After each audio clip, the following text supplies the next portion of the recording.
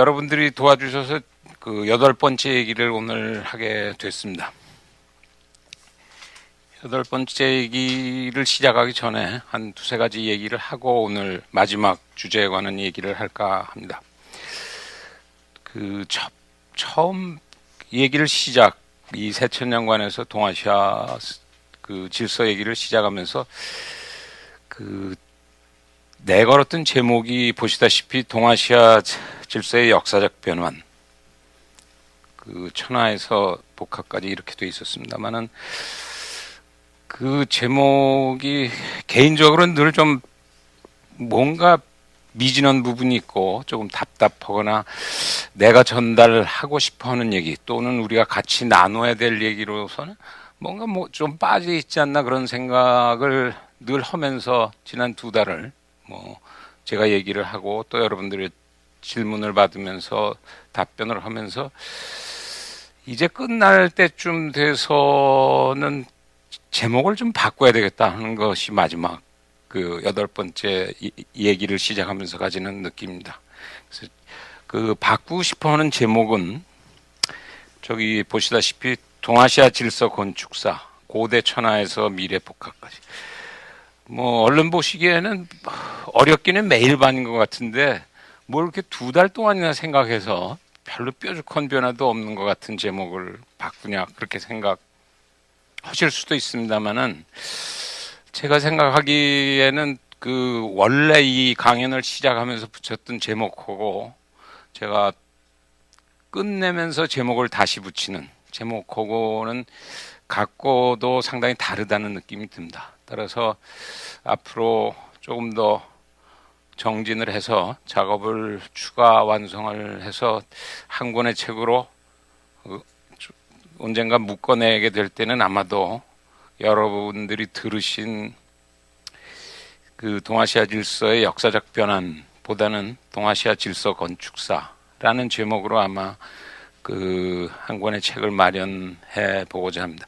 뭐가 그렇게 큰 차이가 있느냐라고 질문하신다 그러면 제 주관적인 생각으로는 이런 차이가 있다고 생각을 합니다. 동아시아 질서의 역사적 변환이라고 테마를 잡고 이 얘기를 진행하는 것하고 질서 건축사라고 하는 것은 앞에 것은 아마 대상으로서의 질서의 변환사를 얘기하고 있다 그러면 뒤에 질서 건축사라고 하는 것은 내가 그 역사 속에 투영된 모습으로 그 질서를 얘기하고 논의하는 것이라는 생각이 듭니다. 쉽게 풀이하자면 우리가 한 아파트에 산다고 해도 사실은 그 아파트를 설계한 사람하고 입주자하고 파는 사람하고 다 같은 아파트임에도 불구하고 굉장히 생각이 다를 수밖에 없습니다. 입주자도 그게 정말 자기 건지 아니면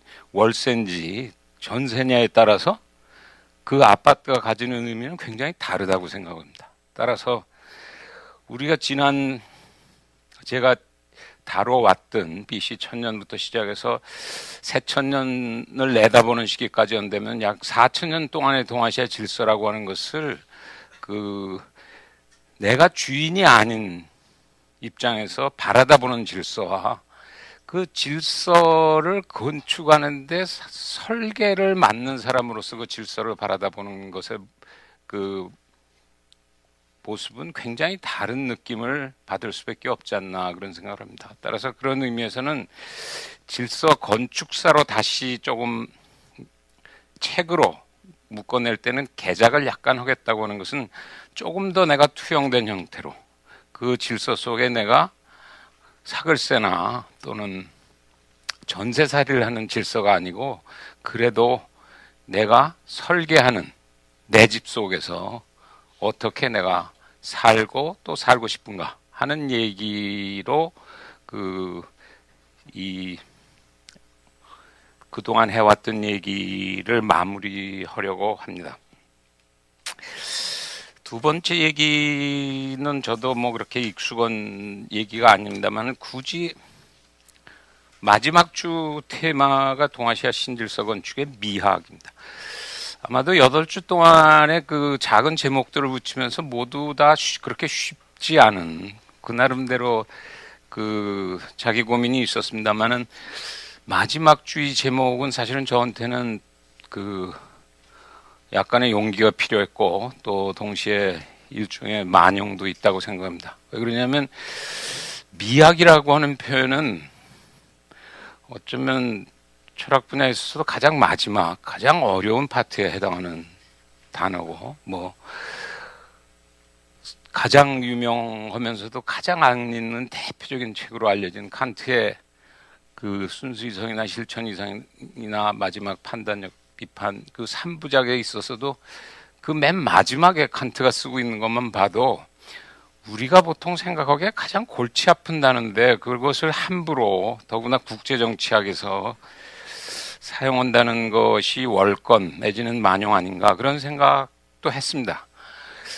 그러면서도 마지막 8주 얘기는 어쩌면 내가 하고 싶어 하는 얘기는 과학이 아니라 미학의 분야인 것 같다라고 하는 생각이 그 오랫동안 머리를 떠나지 않았기 때문에 제대로 된 그 미학의 철학 분야에서의 기초가 없는 형태의 미학 얘기를 미학적인 분위기의 얘기를 오늘 좀 하려고 합니다. 따라서 그 미학을 미학적으로, 미학을 철학적으로 얘기하면 저도 얘기가 안 풀리고 또 들으시는 여러분들도 답답할 것 같아서 이런 생각을 하다 제 머릿속을 떠나지 않고 언뜻 떠오른 것은 바르셀로나에 있는 가우디의 그 성당이 머릿속에 그려졌습니다.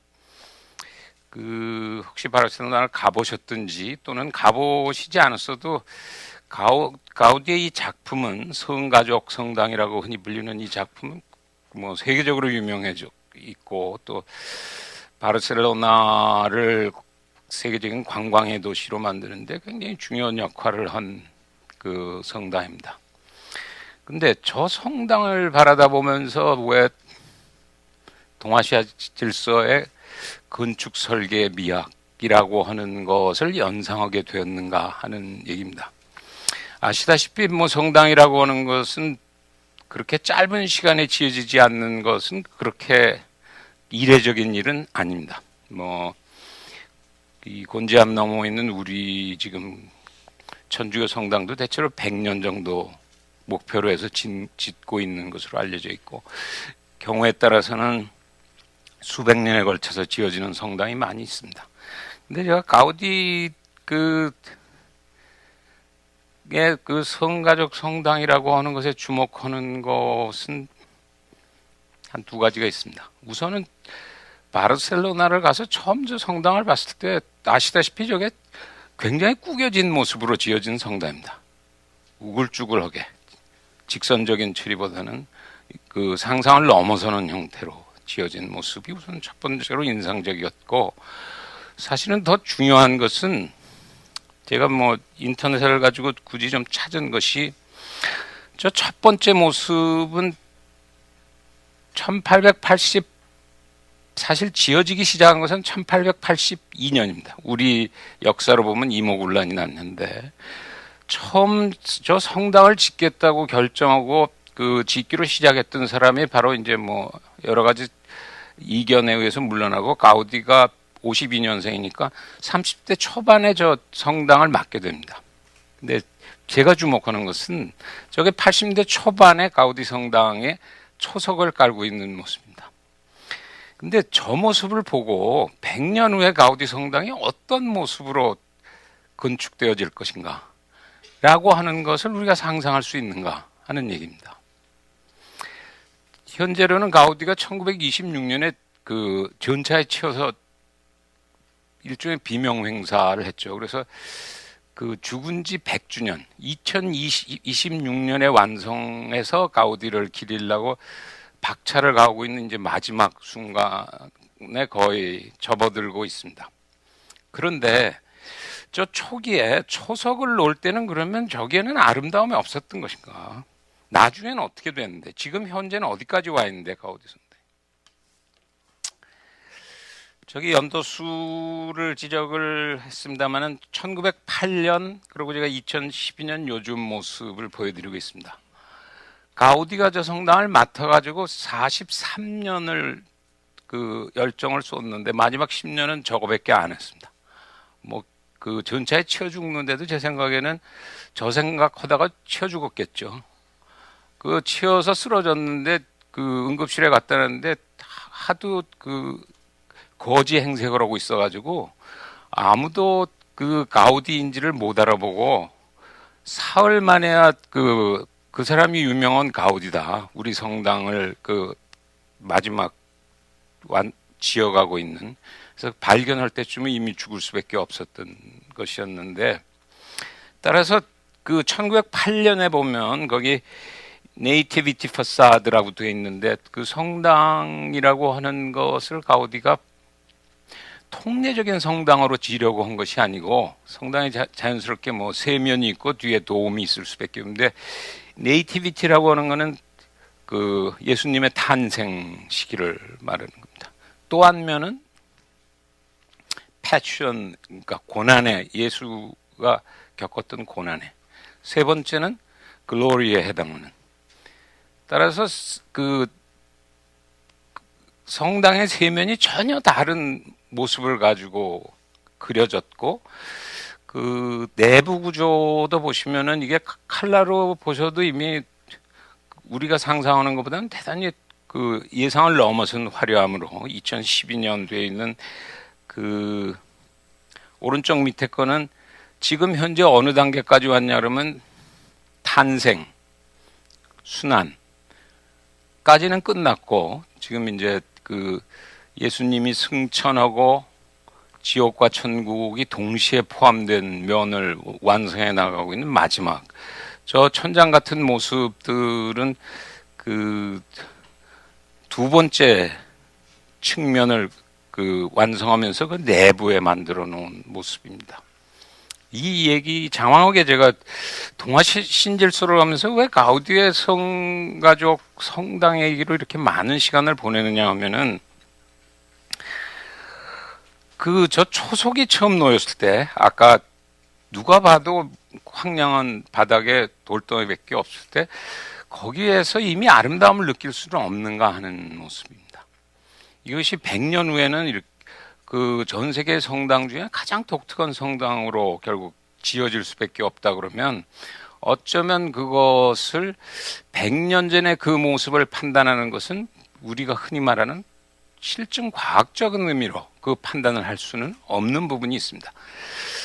또 반대로 그러면 전혀 예측할 수 없는 것이냐. 그렇게만 얘기할 수도 없는 것이 어쩌면 오늘의 2026년 성당이 완성되는 아름다움은 이미 초석을 가우디가 놓을 때 그 아름다움은 거기 있었다고 생각합니다.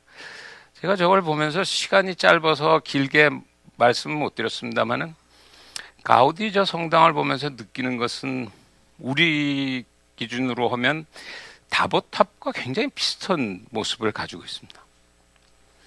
다보탑이 그 750년에서 800년 사이에 지어질 때도 그 다보탑의 모습의 아름다움이라고 하는 것이 어떻게 완성되어졌던 것인가라고 하는 얘기를 제가 잠깐 했었습니다. 그 아름다움은 그냥 만들어진 것이 아니고 그 다보탑을 세우는 석공이 가지고 있었던 생각은 지상의 아름다움을 만들려고 했던 것이 아니고 법화경에 나오는 극락세계의 아름다움이라고 하는 것을 지상에 표현하면 어떻게 될 것인가 하는 것이 그 다보탑의 궁극의 목적이었습니다. 따라서 어떻게 말하면 천상의 질서를 천하에 재현하고 싶어 하는 것이 한국의 기준으로 보면 다보탑의 모습이었다고 한다면 대단히 흥미로운 것은 가우디도 거의 비슷한 생각을 하고 있었습니다. 저게 자기의 거의 일생을 바친 대표적인 작품이 되는 과정에서 뭐 성당이라는 것은 당연히 그렇겠습니다만은 가우디가 그 40여 년 동안 저기에 혼신을 쏟는 것은 결국 성당이 하나님과 인간의 만남의 장소라고 하는 면에서는 천상의 질서와 인간의 지상의 질서의 완벽한 만남의 모습을 재현해 보고 싶다라고 하는 것이 저 성당의 모습이었고, 실제로 가서 보면 저게 온갖 쭈그러짐, 곡선 이런 것들이 모여져서 하나의 성당을 지금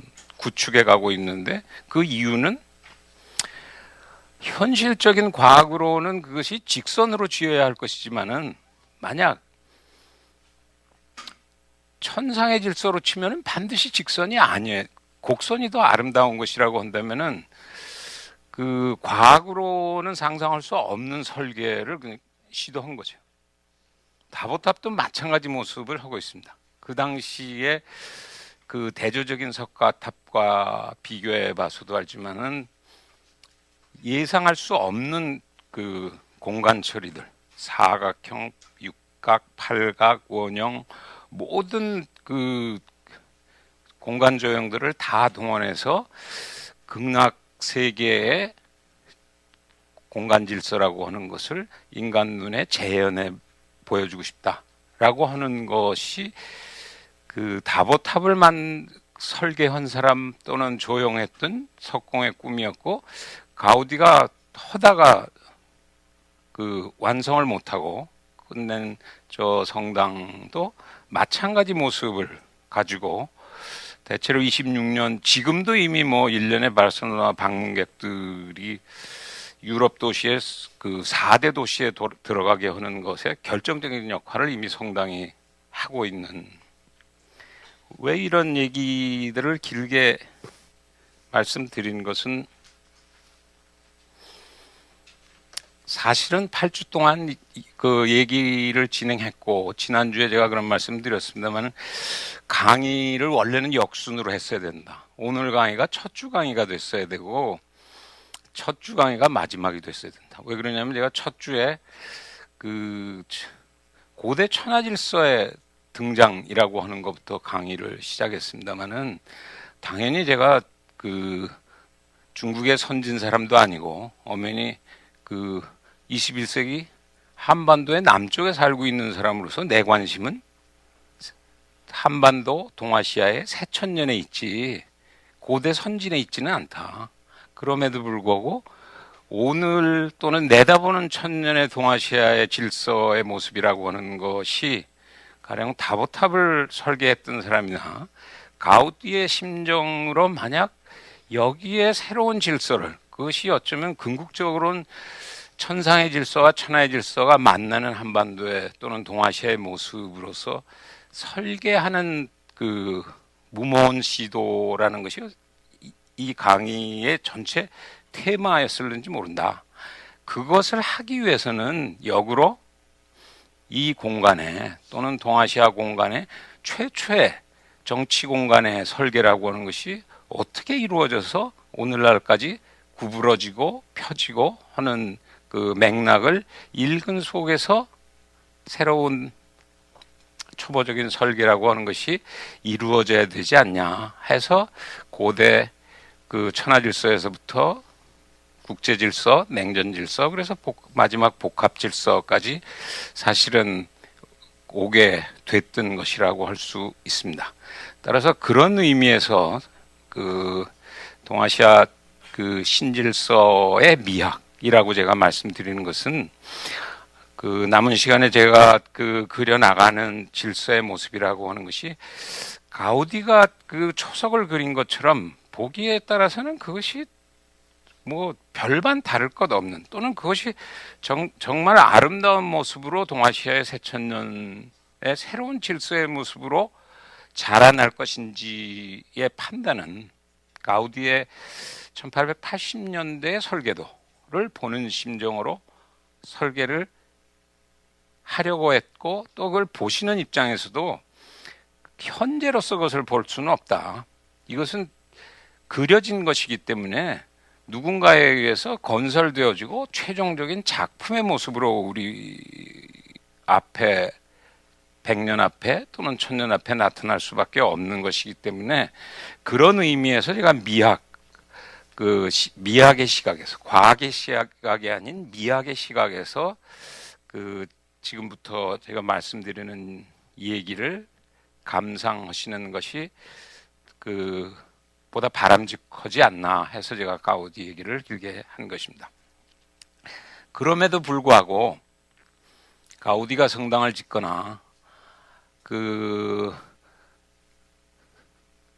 석공이 다보탑을 짓더라도 그것은 현실의 터 위에서 주어지는 돌이나 또는 나무나 이런 기본적인 자료를 가지고 지을 수밖에 없는 것이기 때문에 우리가 지금 해보려고 하는 다가오는 100년 또는 다가오는 1000년에 어떤 동아시아 질서의 건축 설계를 하나 마련하냐. 그것은 단순한 건축 설계가 아니고 그것이 지상과 천상이 만날 수 있는, 굳이 천을 끌어들이는 것은 그것이 어쩌면 궁극적으로 그 지상에 살고 있는 구성원들의 모두의 행복도고 연계된다는 의미에서는 아마 그 양공간을 결합할 수 있는 설계의 모색은 불가피하다고 생각이 듭니다.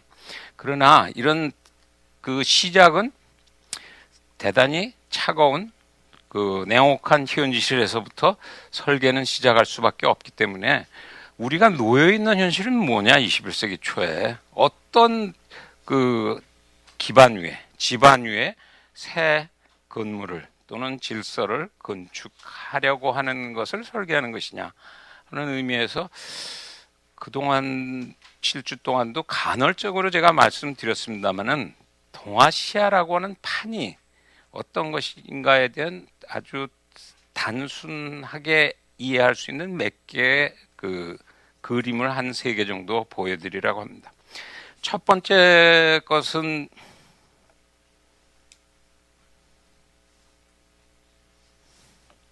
제가 임의로 그린 것입니다. 동아시아 질서가 꼭 저런 모습이어야 반드시 저런 모습으로 우리가 이해할 수 있는 것인가 하는 건 뭐 의문의 여지가 있을 수도 있습니다. 저런 모습이 되게 만드는 것은 그동안 7주 얘기한 것하고 일정한 관계가 있다고 생각합니다. 여전히 동아시아 우리가 살고 있는, 우리가 그 품어져 있는 그 공간의 기본 구도가 아직은 그 두 번째, 세 번째 했던 국제 질서나 냉전 질서라고 하는 것을 충분히 그 극복하지 못하고 있기 때문에 그렇게 되면 가장 중요한 지표는 여전히 폭력과 돈이 굉장히 중요하다. 동아시아 공간에서. 그럼 그 2개의 지표만 뽑아가지고 만약 동아시아를 그리면 또는 설계하면 어떤 모습의 그림이 되겠냐 하는 것입니다. 대체로 그려보면 우리가 예상했듯이 또는 지난 시간에 했듯이 미국, 중국, 일본, 러시아, 한국, 북한 뭐 그림 전체 모습으로 하자면 흡사 가오리언 같은 모습을 보여주게 됩니다. 그 군사비만 가지고 보시면은 아시다시피 미국이 지금 현재 뭐 6천억 불 정도 전 세계 1년의 군사비의 40% 이상을 쓰고 있습니다. 최근 그 개혁 개방 이래 중국의 군사비가 급격하게 성장한 결과로 최근 와서는 중국이 이제 1천억 불을 넘어선 수준에 있습니다. 우리가 생각하는 것보다는 예상외로 일본도 군사비를 굉장히 많이 씁니다. 흔히 그 평화국가를 지향해 왔다고 합니다만은 본인들이 1년에 GDP가 대체로 5조에서 6조 단위가 되니까 자연스럽게 1% 계산하면은 한 5,600억 1년에 5,600억 불을 쓰게 됩니다. 대체로 러시아도 비슷한 규모라고 한다면 한국이 일본의 한 반 정도 됩니다. 그러니까 우리가 흔히 생각하기에 우리는 굉장히 그 부국 강병을 외쳐왔고 일본은 평화를 그 외쳐왔으니까 별로 차이가 안 날 거로 착각합니다만은 현실은 그렇지 않다고 하는 것입니다. 따라서 군사비만 가지고 그리면 그림은 아마 조금 더 그 길쭉하게 나오겠죠. 거기다 경제 그 GDP를 더해 보면 지금 GDP가 미국이 그 15조 정도 되는 GDP를 가지고 있으니까 대체로 전 세계 25% 정도 되죠. 여러 번 말씀드렸다면 중국이 2020년 전후에 그 GDP 그 총량만 가지면은 미국을 따라잡을는지 모른다 하는 단위에서 이 통계는 약간 뒤떨어진 것입니다. 6조 전후면 지금 뭐 거의 반 규모로 따라온 상황이 돼서 왜 그림이 이렇게 가오리언 같이 그려지게 되었는가 하는 것입니다. 왜 이런 것을 먼저 보여드리는 이유는 결국 어떤 설계를 해야 되는 것인가. 지금 이렇게 된 설계는 저것은 동아시아 근대 국제 질서에 플러스 냉전 질서의 설계에 따라서 지어진 동아시아 질서라고 하는 괴물의 건축물의 모습입니다. 오늘날에. 그러면 저 속에서 우리는 다 행복한 것인가? 아니면 조금 더 나은 보람 있는 생활을 하기 위해서는 저것을 어떤 형태로 변형시키면 가우디의 성당처럼 트랜스폼 시키려고 한다면 어떤 모습으로 만들어야 될 것인가? 그런 면에서 그 그림을 보여드리는 것입니다. 뭐 두 번째는 비슷한 것입니다만은 일본 방위백서에 나와 있는 앞에 나온 그런 인덱스와는 조금 다른 형태로 군사력 중에도 특히 병력과 무기를 중심으로 한반도를 중심으로 한 이건 뭐 일본 방위백서니까 본인들은 일본을 중심으로 그렸습니다만은 그 대만까지 포함한 6, 7개국들의 그 그림들을 보여주고 있습니다. 이것도 크게 다른 모습, 첫 번째 그린 그림하고 크게 다른 모습을 우리한테 보여주지는 않습니다. 물론 일본 같은 경우에 뭐 병력 수가 상대적으로 그 자유대 병력 수라는 것이 적고 우리가 보면 금방 알 수 있듯이 한국하고 북한하고 병력만 가지고 군사력으로 한다 그러면은 합치면 152만인데 중국의 병력 수가 160만입니다. 바꿔서 얘기하면 전 세계의 그 병력 수만 가지고 세계 군사력을 대비하면 미국, 중국과 한국이 거의 같은 수준의 G2입니다. 미국은 뭐 그것에 비해서는 상대적으로는 훨씬 그 적은 규모가 되어 가고 있고, 따라서 이 두 번째 그림이라고 하는 것도 첫 번 보여드린 근대 또는 냉전 국제 질서의 건축물이라고 하는 것을 우리가 조금 더 피부적으로 느끼게 하기 위해서 보여드리는 두 번째 그림입니다. 세 번째 그림은 이것도 역시 비슷한 그림입니다만은 작아서 잘 안 보이실 수 있습니다만은 미국이 가지고 있는 항공모함이 오늘 우리가 이런 여기 모여서 이런 얘기를 하는 순간에 전 지구적으로 어떻게 배치되어 있는가 하는 것을 보여주는 그림입니다. 그것이 우리한테 무슨 그렇게 중요한 의미를 가지는데 그렇게 생각할 수도 있습니다만은 그 항모의 배치의 시각에서 보면 미국이 보는 세계라고 하는 것은 무언가, 그것을 바라다보는 중국은 어떤 느낌을 가지고 있는 것인가, 일본은 또는 우리는 사실은 항모가 정확히 몇 개 있는지를 알고 있는 사람들은 굉장히 드물, 군사 전문가들 빼군요. 저걸 보시면은 미국은 지금 미국 해군이 2함대부터 7함대까지 있습니다. 2, 3, 4, 5, 6, 7. 그 2함대부터 7함대가 우리는 우리 연안 해만을 맡고 있지만은 전 지구를 6개 함대가 전 지구를 그 관장하고 있는 모습을 보게 됩니다. 그 중에 그 중심적인 역할을 하는 것이 항공모함입니다.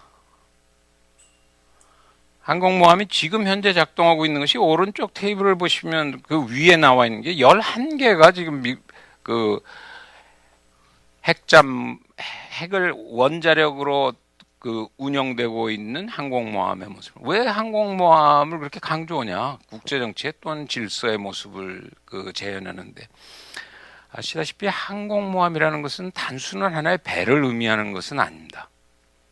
우리가 뭐 항공모함을 가지고 있지 않고 또 뭐 아주 작은 거라도 가져야 되지 않냐고 하는 시비를 하고 있습니다만, 제가 보기에는 비현실적인 얘기라고 생각합니다.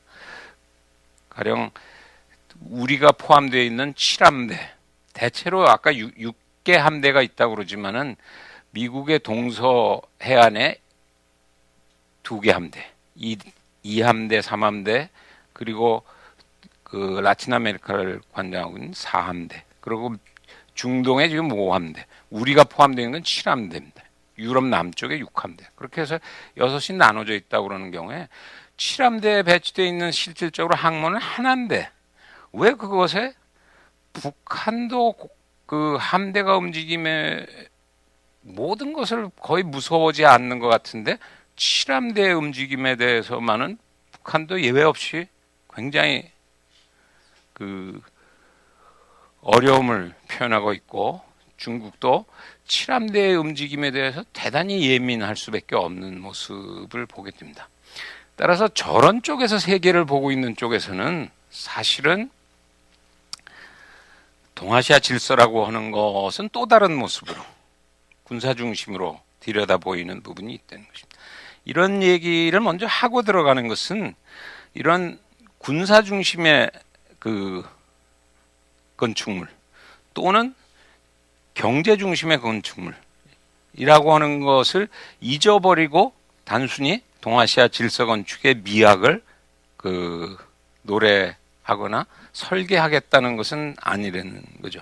동아시아 질서가 가지고 있는 굉장히 냉혹한 폭력과 돈의 배분이라고 하는 것을 밑에 깔고, 그럼에도 불구하고 100년 대계의 또는 새천년의 동아시아의 질서를 우리가 한 번은 꿈꿔봐야 될 새로운 그림이 필요한 것은 아니냐 하는 얘기입니다. 지금 보여드리는 이 세 개의 그림 위에서 그러면 이런 신질서 건축 설계도는 누가 그리는 것인가? 향후 10년에, 100년에 또는 1000년의 설계도는 누가 그리는 것인가 하는 문제입니다. 전에 잠깐 말씀드렸다고 생각을 했는데, 뒤에 제가 풀어나가려고 하는 아주 소박한 건축 설계도를 동아시아연구원에서 지금 여긴 뭐 손학장이나 전 교수나 우리가 며칠 작은 모형을 만들어 가지고 미국이나 유럽에 가서 얘기했을 때 대부분의 반응이 왜 너희가 설계를 하느냐 하는 것이 첫 번째 반응이었다고 했습니다. 표현은 설계를 하는 사람은 누군가 따로 있다고 하는 얘기입니다. 그러면 현재까지는 어떤 설계가 동아시아에 그려지고 있는데, 그러면 왜 우리는 설계가 필요한 것인가 하는 얘기입니다. 우리는 아파트에 입주만 하면 되는 것인가, 아니면 지어질 때 어차피 내가 사는 공간인데 지어질 때 그 설계도 같이 참가해서 설계를 하고 같이 짓고 그러고 같이 살고 그렇게 되는 것이 궁극적으로 미학적인 의미에서는 아름다운 집을 지을 수 있는 것이 아닌가라고 하는 얘기입니다. 그러나 두 번째 현실도 아직까지는 우리가 한 번도 제대로 설계해 본 적이 없다. 우리는 우리 수준에서는 어차피 월세나 사글세나 전세가 최대한이고, 그걸 우리가 단독 소유하거나 더구나 내가 그 아파트를 설계해, 그건 언감생심하냐라고 생각할 수밖에 없는 세월을 지내왔습니다마는, 새천년을 내다보면서도 그렇게만 생각할 수는 없지 않냐 하는 얘기입니다. 그러면 다가오는 100년이나 새천년을 지금 설계하는 사람들은 어떤 설계를 하고 있는 것인가? 그게 입주자로서 들어가서 완벽하게 내가 내 삶을 아름답고 행복하게 만들어주는 거라 그러면 고생해서 우리가 설계할 필요는 없죠. 근데 정말 그게 입주자 모든 사람들에게 완벽하게 편하고 즐길 수 있는 모습으로 다가오느냐를 평가하려면 우선은 어떤 집들이 지어지고 어떤 형태로 지어지고 있는가에 대한 이해가 아마 필요로 하는 부분입니다. 따라서 냉혹한 동아시아 질서의 현재에서부터 그 질서 속에서 어디로 가려고 하는가에 우리 경우에 우리 주변을 둘러싸고 있는 미국, 중국, 일본, 러시아를 잠깐 좀 둘러보고 그들의 설계를 보고 마음에 드는 게 있으면은 더 이상 설계를 안 해도 될 것이고 그 네 개가 다 자기들이 훨씬 더 편하고 나머지 입주자들은 뭔가 좀 불편하게 설계된 부분이 있다고 한다면 그거는 용기 있게 우리 나름의 설계도를 만들어서 기존 설계를 보완 또는 변경하려고 하는 노력을 할 수밖에 없지 않냐 하는 얘기를 하기 위해서입니다. 냉전 내지는 지난 시간에 이렇게 저렇게 말씀을 드렸기 때문에 긴 시간이 걸리라고 생각하지는 않습니다. 미국은 어떤 설계를 하고 있는가? 동아시아에 어떤 집을 지려고 하고 있는 것인가? 어떻게 아냐? 이제 막 대선이 끝나가지고 오바마가 재선이 돼가지고 국무장관이나 국방장관을 다 이제 새로 임명을 해야 되는데 그런데 난데없이 CIA 국장이나 또 유럽 총사령관에 나가야 될 사람들이 다 불륜 스캔들에 걸려가지고 인사 문제에 곤욕을 치르고 있다. 그런데 어떻게 알 수가 있겠냐? 향후 10년, 향후 1000년에 미국이 꿈꾸는 동아시아 질서는 솔직히 말씀드리면 오바마 재선 팀도 명확히 모르겠죠. 향후 4년은. 그냥 우리가 생각하면. 그러나 여기서 제가 하려고 하는 것은 오바마 팀들이 미처 모르는 것을 반드시 모를 수는 없다. 알 수 있는 부분이 있다. 어떻게 안다고 하는 것인가? 그들이 겪고 있는 미국 팀들이 세계를 어떻게 바라다보고 있고 그 속에서 자기네들이 어떻게 초석을 지어서 그 빌딩을 완성할 것인가? 가우디가 성당을 짓듯 그 정도의 기본 지식과 공식은 우리들한테 주어져 있다. 우리가 그것을 유심히 보고 있지 않기 때문이다. 어딜 유심히 보이냐? 아주 간단히 얘기하면 두 개의 글을 제가 거기다 요약을 하고 있습니다. 지난 4년 동안 오바마 팀이 수없는 말들을 국무부나 국방부나 화이트하우스들이 남겼습니다. 저는 수없는 얘기들이 인터넷에 무한대로 떠 있는 정보들이 아주 과감하게 삭제하면은 두 마디로 줄어든다고 생각합니다. 하나는 힐러리가 지난주에 아마 제가 소개를 했었던 것 같은데 11년 11월에 Foreign Policy라고 하는 잡지에 실었던 America's Pacific Century는 대단히 중요한 글이다. 그 다음날 하와이 에이펙에서 똑같은 글 내용을 동시에 육성으로도 발표를 합니다만은 이런 미국의 기본적인 시각을 재확인하는 것은 지난 6월에 샹그릴라 시큐리티 다이얼로그라고 해서 영국의 IISS라는 국제전략문제연구소가 매년 싱가포르에서 하는 행사에 미국 국방장관 파네타가 참석해서 미국이 꿈꾸는 동아시아라고 하는 것은 어떤 것인가? 라고 하는 약간 다른 네 개의 프린시플을 얘기를 합니다. 그러면 힐러리가 얘기하는 6개의 프린시플하고 파네타가 얘기하는 4개의 프린시플은 사실은 들여다보면 똑같은 내용을 가지고 있습니다. 따라서 이것은 가우디가 아까 얘기하는 초석의 모습입니다. 그 위에 건물이 지어질 것인데 그것은 아마 오바마 2기는 그 범주를 벗어나기 대단히 어렵습니다. 그 다음 만약 공화당이 들어서면 좀 달라지지 않겠냐. 그렇게 크게 달라질 수는 없습니다. 공화민주의 차이는 있지만은 가우디가 처음 초석을 하고 그 위에 그 성당을 짓기 시작하면 이미 처음 초석은 설계는 추하게 해놨는데 건물은 아름답게 된다. 뭐 그럴 수도 있죠. 그러나 그 아름다움은 이미 설계에서부터 시작될 수밖에 없고 나중에 성형을 아무리 해도 원래 잘 타고나야 아름다움이 유지될 수밖에 없는 속성이 있는 거나 마찬가지이기 때문에 영어로 제가 그냥 놔두고 있는 것은 보시다시피 가령 그 원문에 가깝게 보시는 게 나을 것 같아서 그러고 두 개가 같다고 하는 얘기는 그럼 우리가 어디까지 이해하는 것이 좋은 것인가? 한마디로만 말씀드리면 이런 것입니다. 국내의 오해 또는 동아시아적인 오해 또는 전 세계에서도 미국이 어디로 갈 것인가를 잘못 읽고 있는 것의 가장 핵심은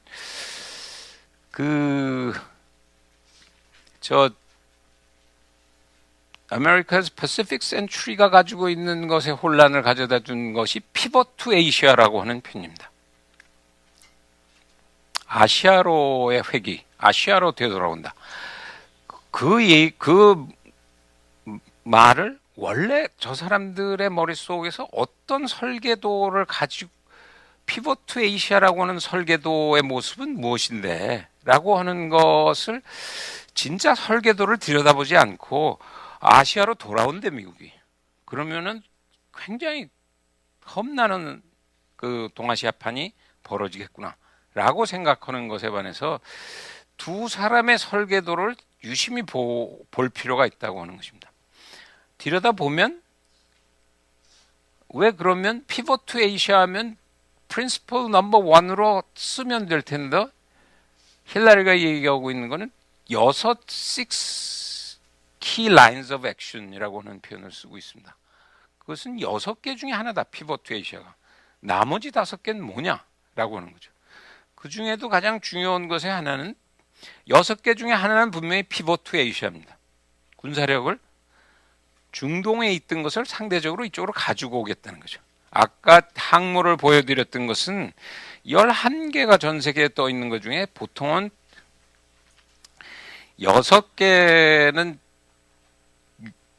유럽 쪽에 연관들이 돼 있었고 5개는 이 태평양 쪽에 연관되어 있었던 것이라고 한다면 통례적으로 한 4개는 그 자기 모항에서 정비하는 것이 통례입니다. 그럼 보통 7개가 뜨는데 그 중동 지역은 한때 전선이 형성될 때는 심한 경우엔 5개의 항모가 집중하는 경우들이 생각납니다.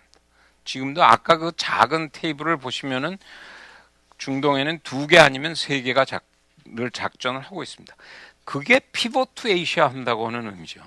따라서 제로에서 100으로 바뀌는 것이 아니고 파네타가 샹그릴라 시큐리티 다이얼로그스도 있지만 대체로 6대4에서 5대5 정도의 변화가 일어난다. 그 얘기의 핵심은 가장 단순하게 보여주는 것은 항모의 배치입니다. 따라서 엄청난 변화가 오는 것은 아니다. 배치의 전체적인 군사력의 변화한 그 움직임이 6대4에서 5대5 정도로 변화가 일어난다. 여하간 그렇더라도 피벗 투 에이시아 또는 리밸런싱 되는 아시아라고 하는 것은 일정하게 의미가 있는데 그럼 나머지 5개는 뭐였냐? 힐러가 얘기하는 경우 그 중에 5개 중에 우리가 주목하라고 하는 것은 중국이라고 하는 것을 어떻게 평가할 것인가? 우리는 적지 않게 피벗 투 에이시아는 곧 미중의 그 동아시아 아태 지역에서의 군사적인 대결로 그 소박한 그 해석을 하는 것에 반해서 중국이라고 하는 것에 대해서는 2개의 얼굴에 대해서 대응하겠다. 하나는 파트너로서의 가능성, 또 하나는 adversary로서의 가능성이라고 하는 2개의 가능성을 굉장히 신중히 판단하겠다라고 하는 얘기입니다. 어제 그 스탠퍼드 사람들이 서울을 와가지고 뭐 국제회의를 제가 뭐 즐기지는 않습니다만 피할 수 없어서 가서 이 얘기 저 얘기 또 오늘 해야 되는 이런 제가 가지고 있는 생각들을 어디까지 이 사람들이 이해하고 있는가, 이 얘기 저 얘기 하면서 그 밥 먹으면서 내가 개인적으로 이런 질문을 했습니다. 오바마가 지난 시간에 잠깐 얘기했는지 모르겠습니다만 third debate를 완료하면서 중국은 adversary인 동시에 potential partner라고 그러는데, 그 adversary라고 하는 표현을 그 네이티브 미국 사람으로 enemy라는 뜻과 adversary의 차이를 어느 정도 뉘앙스의 차이를 느끼냐, 이제 군사 전문가한테 물어보니까 자기네들은 뭐 비교적 어감은 확실하다, 예상했던 대로 스펙트럼으로 놓으면 에니미하고 만약 프렌드가 있다, 뭐 요새 뭐 프렌드미 그런 표현을 쓴다고 그러지만 여기서부터는 이쪽으로 꽤 온 모습을 어드버서리로 설정할 수밖에 없다. 그럼 포텐셜 파트너, 뭐 파트너 이렇게 되는 구분을 한다 그러면, 따라서 바꿔서 얘기하면 피보트 투 에이시아와 중국을 잠재적인 파트너나 잠재적인 어드버서리로, 상대방에 앉아 있는 적이 될 수 있는 가능성이 있는 내 맞은편에 있는 대상, 이런 뜻으로 어드버서리라고 하는 표현을 쓴다고 한다면, 따라서 그것은 굉장히 복잡하게 동아시아 질서라고 하는 것을 꾸려나가겠다고 하는 얘기죠. 그러면 국무장관이 하는 얘기와 국방장관이 하는 얘기는 우리가 뭐 상식적으로 봐도 국방장관이 훨씬 더 군사적으로 얘기할 것 같은데, 그 파네타가 샹그릴라 시큐리티 디베이트에서 똑같이 4개의 룰을 얘기하면서 4개의 원칙을 얘기하면서 그 중에 하나는 피벗 투 에이시아가 자기네들의 기본 원칙이다. 근데 나머지 3개는 피벗 투 에이시아하고 가치관은 다른 원칙들을 얘기하고 있습니다. 그 중에 하나는 똑같은 얘기입니다. 중국이라고 하는 것이 가지고 있는 이중성에 관한 얘기를 하고 있습니다. 따라서 그렇게 보면 그 미국이 짜나가려고 하는 그 동아시아의 질서라고 하는 모습이 대강 어떤 모습일까?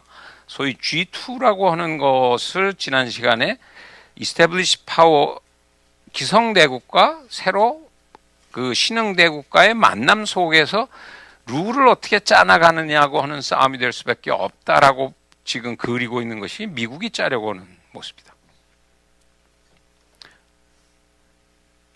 중국은 아시다시피 오늘 뭐 내일 끝나죠.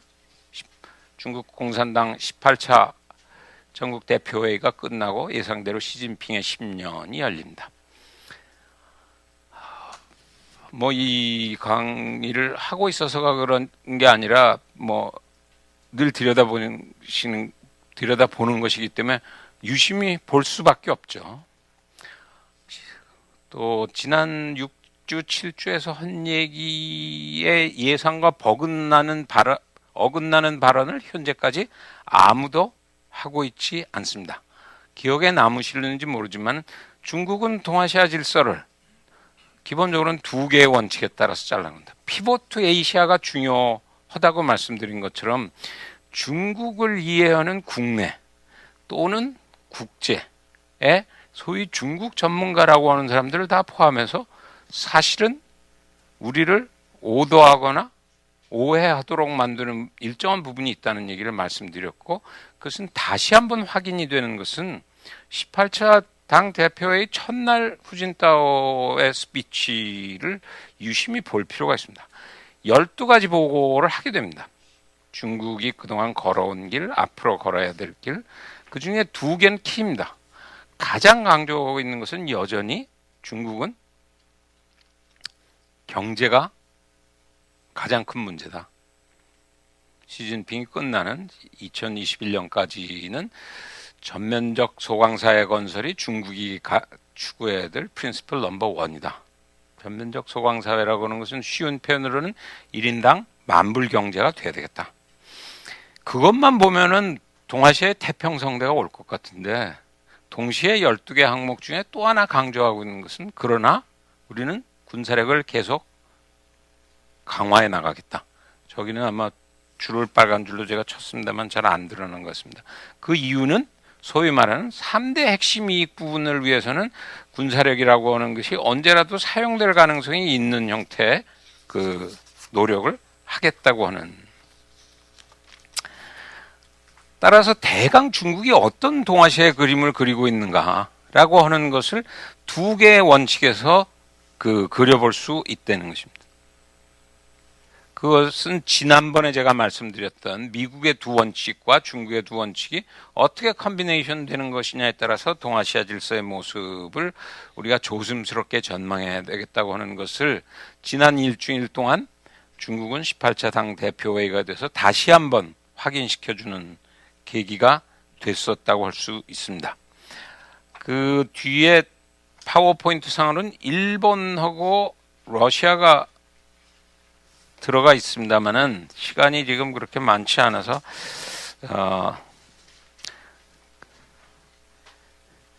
길게 설명을 드릴 겨를은 없습니다.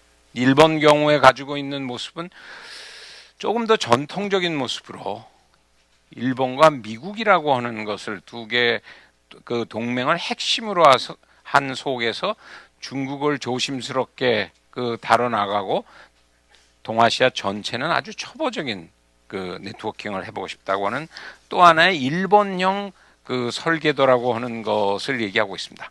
마지막 네 번째 그 러시아 설계가 되어 있습니다만은 건너뛰어서 그러면 기왕에 네 개의 설계도가 들어와 있다. 그 설계도를 그대로 따라가면 안 되냐? 특히 만약 미국의 설계도나 또는 중국의 미래질서 설계도를 그냥 지어놓은 그 모델 하우스를 보고 우리가 입주 계약을 맺고 그냥 들어가 살면 안 되는 것인가? 우리가 꼭 힘들어서 새로 지어야 되는 것인가? 짓는다면 어떤 집을 짓고 싶은데 네 설계가 있냐? 우리가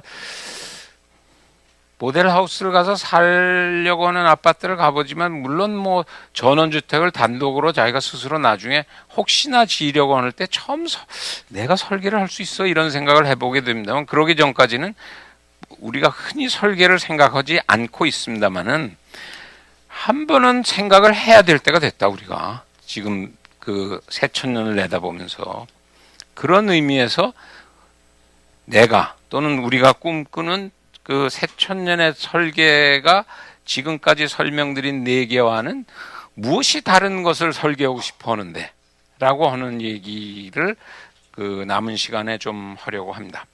얘기의 가장 큰 줄거리는 간헐적으로 제가 앞에 몇 번 말씀을 드렸습니다만 하나는 오중 그물망 짜기에 관한 얘기고 두 번째는 3층 다보탑 쌓기의 설계도의 모습입니다. 그거 이미 미중 러일에서 다 나온 것 아니야? 다 나오지 않았기 때문에 설계를 하겠다는 것입니다. 왜 그러냐면 그 집을 지은 경우에 내가 들어가서 사는 경우에 어떻게 복층을 만들 것이냐? 왜 그렇게 복잡하게 지려고 하는데? 뭐 우리가 가령 뭐 요즘은 다 그 노후에 부모님들을 모시고 살고 싶어하지 않고 어쩔 수 없이 모시고 살아도 그러면 최소한 복층을 지어야 되겠다. 근데 만약 저렇게 오중으로 복합을 짓고 싶어 하는 이유는 무엇인가? 얼마만큼 다층으로, 복층으로 지려고 하는 것인가? 그 얘기를 첫 번째 좀 하려고 하는, 그런데 들어가서 살았으면 좋겠다. 라고 하는 얘기고, 두 번째는 그런 그 주인공의 모습이 오중의 모습으로 네트워킹 된 것이 어떤 형태의 무대에서 연기를 할 수 있었으면 좋겠다 하는 얘기가 두 번째 얘기입니다. 왜 오중복합그물망 짜기를 굳이 얘기하는가? 미국이나 중국이나 러시아, 일본에 비해서 훨씬 복잡하게 짤 수밖에 없다고 하는 이유는 오중복합그물망 짜기의 첫 번째 해당하는 부분은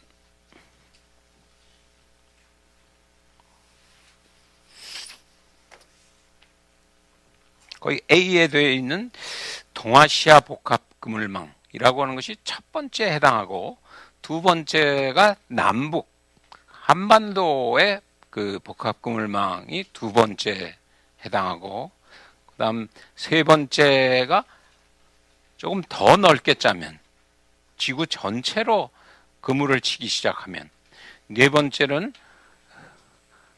우리가 점점 익숙해져가는 그 사이버 스페이스의 공간들을 어떻게 우리가 엮어 나갈 것이냐 하는 것이고, 마지막으로는 이런 것들을 짜나가기 위한 국내 그물망이라고 하는 것을 어떻게 심화시킬 것이냐 해서, 이것이 오중으로 짜여지면 앞에 얘기하는 미중 러일이 짜고 있는 설계도보다는 훨씬 복잡한 설계도의 모습을 아마 가지게 될 겁니다. 동아시아의 복합그물망을 짜는 데는 어떤 문제들이 있는가? 미국이 짜는 경우에는 아까 말씀드린 대로 피벗 투 에이시아가 자기네들의 목적이고, 두 번째로 다가오는 것은 피벗 투 에이시아 하면서 한쪽으로는 동맹을 엮지만은 사실은 문제의 핵심은 중국이다. 미중 관계를 어떻게 짤 것인가 하는 것이 그 아파트의 핵심 방 배치도입니다. 미국 방과 중국 방. 우리 경우는 어떻게 되냐? 어차피 미중을 품고 아파트에 같이 살아야 되는데 품는 방식이 여러 가지가 있을 수 있지 않겠냐. 따라서 우선은 그 중에도 미국 방을 어떻게 우리가 만드는 아파트에 들어갈 것인가 하는 것입니다. 거기 그 동아시아 복합그물망의 첫 번째가 한미 복합동맹의 긴밀성 심화라고 하는 굉장히 딱딱한 언어로 되어 있습니다만은, 이 문제는 생각보다는 복잡한 것이 이 80년대 이후에 굉장히 격렬하게 우리가 그동안 냉전 과정에서 친미 일변도로 살아온 것에 대해서 그것 때문에 불편해진 것은 없는 것인가 라고 하는 논의를 뒤늦게 80년대부터 해왔고, 여전히 우린 지금도 졸업을 못 해가지고 친미론, 반미, 친중, 반중 이런 논의가 진행되는 것에 대해서 짧게 얘기 드렸습니다만은, 80년대부터 제가 친미, 반미라고 하는 아파트에 우리는 들어가는 순간부터 굉장히 힘들게 산다. 사실은 들락날락할 수 있는 용미적인 방을 갖추는 것이 바람직하다 하는 얘기를 지난 20, 30년 동안 해왔고, 따라서 우리가 새로 짜는 동아시아 질서의 복합그물망의 첫 번째는 냉전 시기에 만들어진 한미동맹을 북한이 얘기하듯 또는 경우에 따라서 중국이 얘기하듯 졸업해야 될 것이 아니고, 그것을 새로운 네트워크망으로 바꿔야 될 부분이 있다.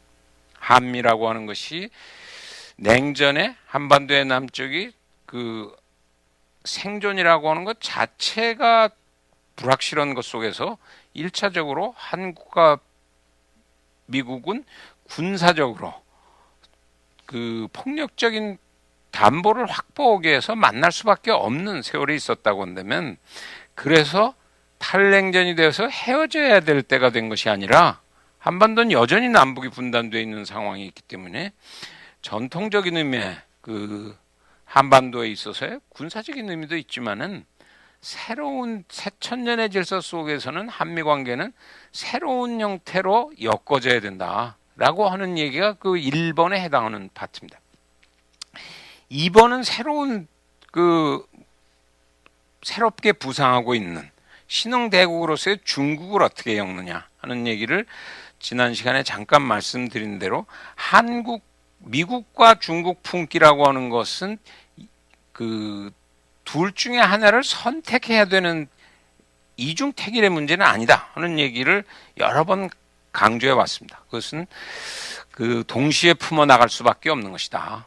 비대칭적인 측면에서 그동안의 한미 관계를 심화시키는 속에서 한중 관계라고 하는 것도 확대되어 갈 수밖에 없다. 그런 얘기가 그렇게 새롭냐? 불행하게도 그런 얘기가 여전히 익숙하지 않다는 얘기죠.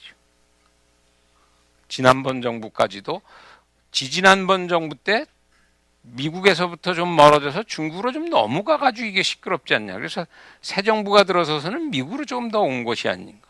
지금 대선 과정에 있는 세 사람들이 추구하는 고울도 여전히 미국과 중국을 그 과감하게 품어 나간다. 둘 중에 한 선택이 아니고 과감하게 품어 나가는 방식으로 해결하겠다는 생각까지 충분히 가 있지 않기 때문에 제가 이런 얘기를 여기서 다시 하는 것들이 됩니다.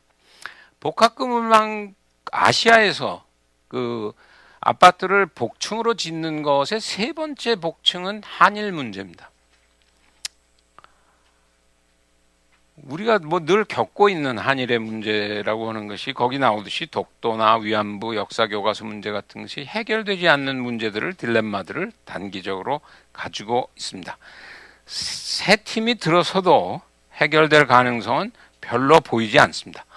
그러면은 그냥 놔둘 수밖에 없는 것인가? 거기서 그 요약하고 있는 것은 단기적으로 1단계는 이것을 한국과 일본이 지나치게 국내 정치화하지 않는 속에서 2단계로 중요한 것은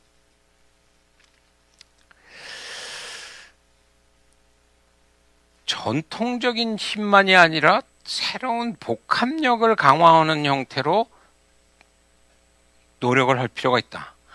우리가 가령 한일 간의 역사 논쟁이 있다든지 영토나 국경 분쟁이 있다는 것은 천하질서에서부터 오랜 그 질서의 건축사를 해온 이유는 어느 특정 시기에 영토나 국경이라고 하는 것은 어떻게 결정된 것이냐. 그것은 그 시기의 힘들의 사실은 정확한 분포도라고 할 수 있습니다. 그러면 어떤 힘의 분포도냐. 그 시대에 살고 있는 주인공들이 압도당하고 있는 힘의 분포도일 수밖에 없다. 그러면 새천년에 다가오는 새로운 힘은 무엇인가? 그것이 아까 말씀드린 군사력이나 경제력뿐만 아니라 플러스 신흥 무대력까지를 포함한 힘을 충분히 장악하는 세력이 사실은 더 넓은 공간을, 새로운 국경을 확보할 수밖에 없는 것이다.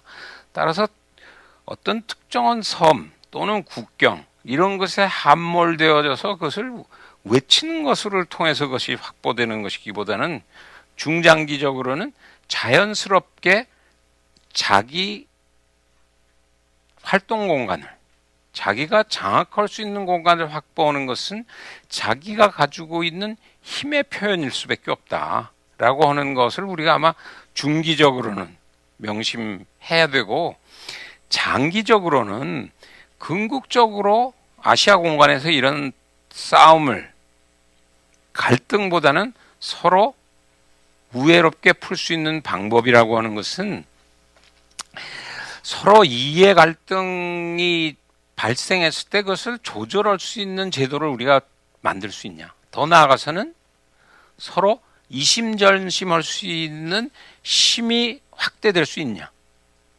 한국의 마음과 일본의 마음과 중국의 마음이 그것을 버릴 수는 없지만은 아시아의 마음이라고 하는 문간방들을 세 나라가 다 조금씩 넓혀갈 수 있을 때 아마 어려운 말로 일국 내셔널리즘이 오늘날 같이 격렬하게 표현되는 아마 변화를, 그 현실을 장기적으로는 그 넘어설 수 있는 가능성이 있을 겁니다. 4, 5는 뭐 보시다시피 쉽게 알 수 있는 러시아, 그다음 동아시아 전반으로 그 네트워크를 어떻게 그물을 더 넓게 던지냐 하는 문제. 따라서 첫 번째가 만약 우리가 짓고 싶은 중에 첫 번째 방이 동아시아 방을 어떻게 새롭게 짜냐고 하는. 이런 얘기를 제가 하면 나는 첫 방이 동아시아 방이다. 이런 얘기를 하면 애국심이 좀 모자란 것 아니냐. 우리는 오랫동안 우리의 소원은 통일이라고 되어 있어. 우선 방 한 칸을 마련하면 한반도에 통일방을 먼저 만들어야지 어떻게 동아시아 방을 복합방을 먼저 챙기자 그러냐. 그런 이 말씀을 드리는 것은 내다보는 100년 또는 새천년을 내다보는 상황에서 지구에 또는 동아시아에 아시아 태평양의 세가 기운이 결합되는 과정에서 어느 기운이 가장 중요한 것이냐? 그 싸움의 가장 핵심적인 것은 동아시아 판이다.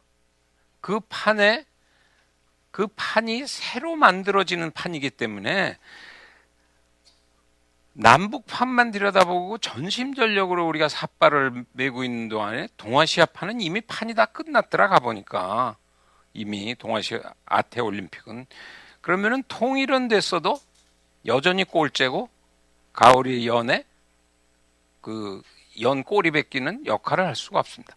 따라서 아태 공간은 피보트 에이시아라고 하는 안목보다도 훨씬 크게 보면 상당한 기간은 세가 기운이 세계 질서의 기운이 아시아 공간으로 넘쳐 나오는 상황에서는 아태 공간의 복합 정치 경제 공간을 마련하기 위한 필사적인 노력이 필요하다. 우리는 최소한 충분히 완성은 반영은 안 되더라도 우리가 원하는 것은 5층 복합 아파트요 라고 하는 것을 설계를 굉장히 이쁘게 아름답게 해서 그것을 어떻게 설득해낼 것이냐 현실화시킬 것이냐 하는 것이 최우선 숙제다 하는 얘기입니다.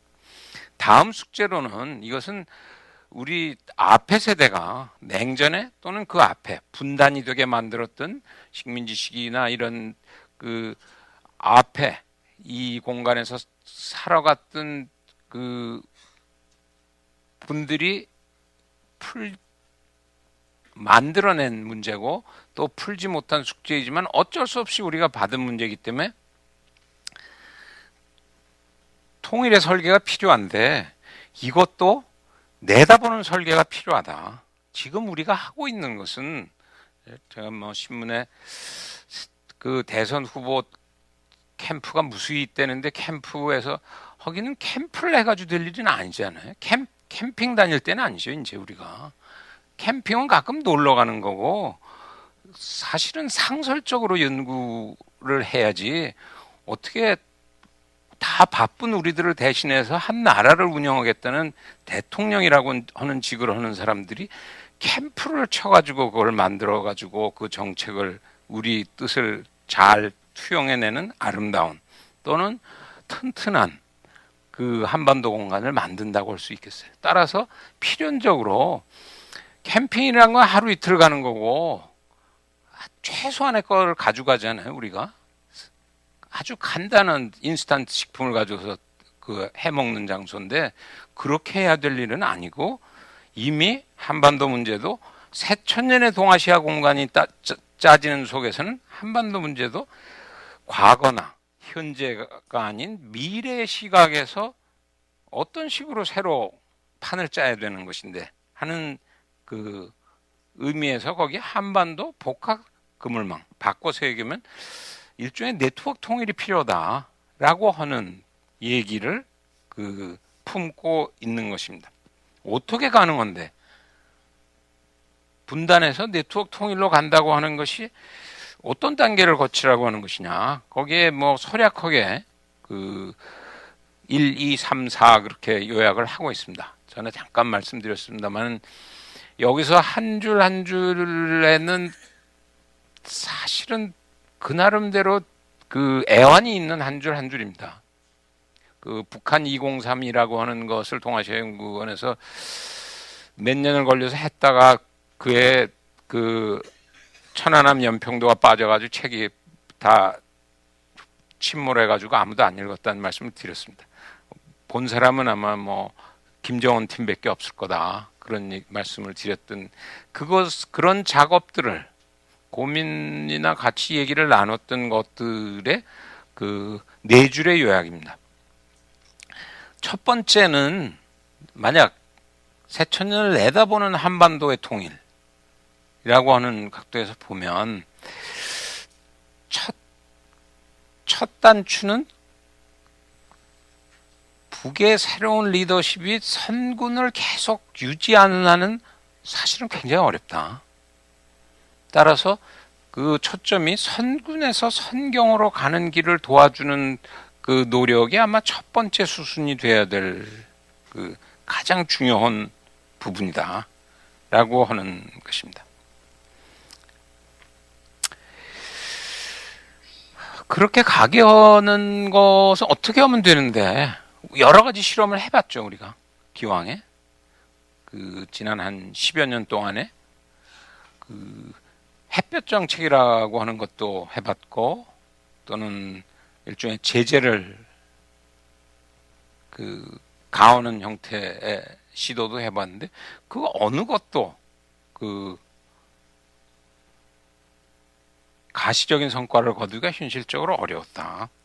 따라서 그 2032가 가지고 있었던 핵심 그 용어는 공진이었습니다. 코이볼루션이라고 하는 정책이 우리한테 새로이 필요하다.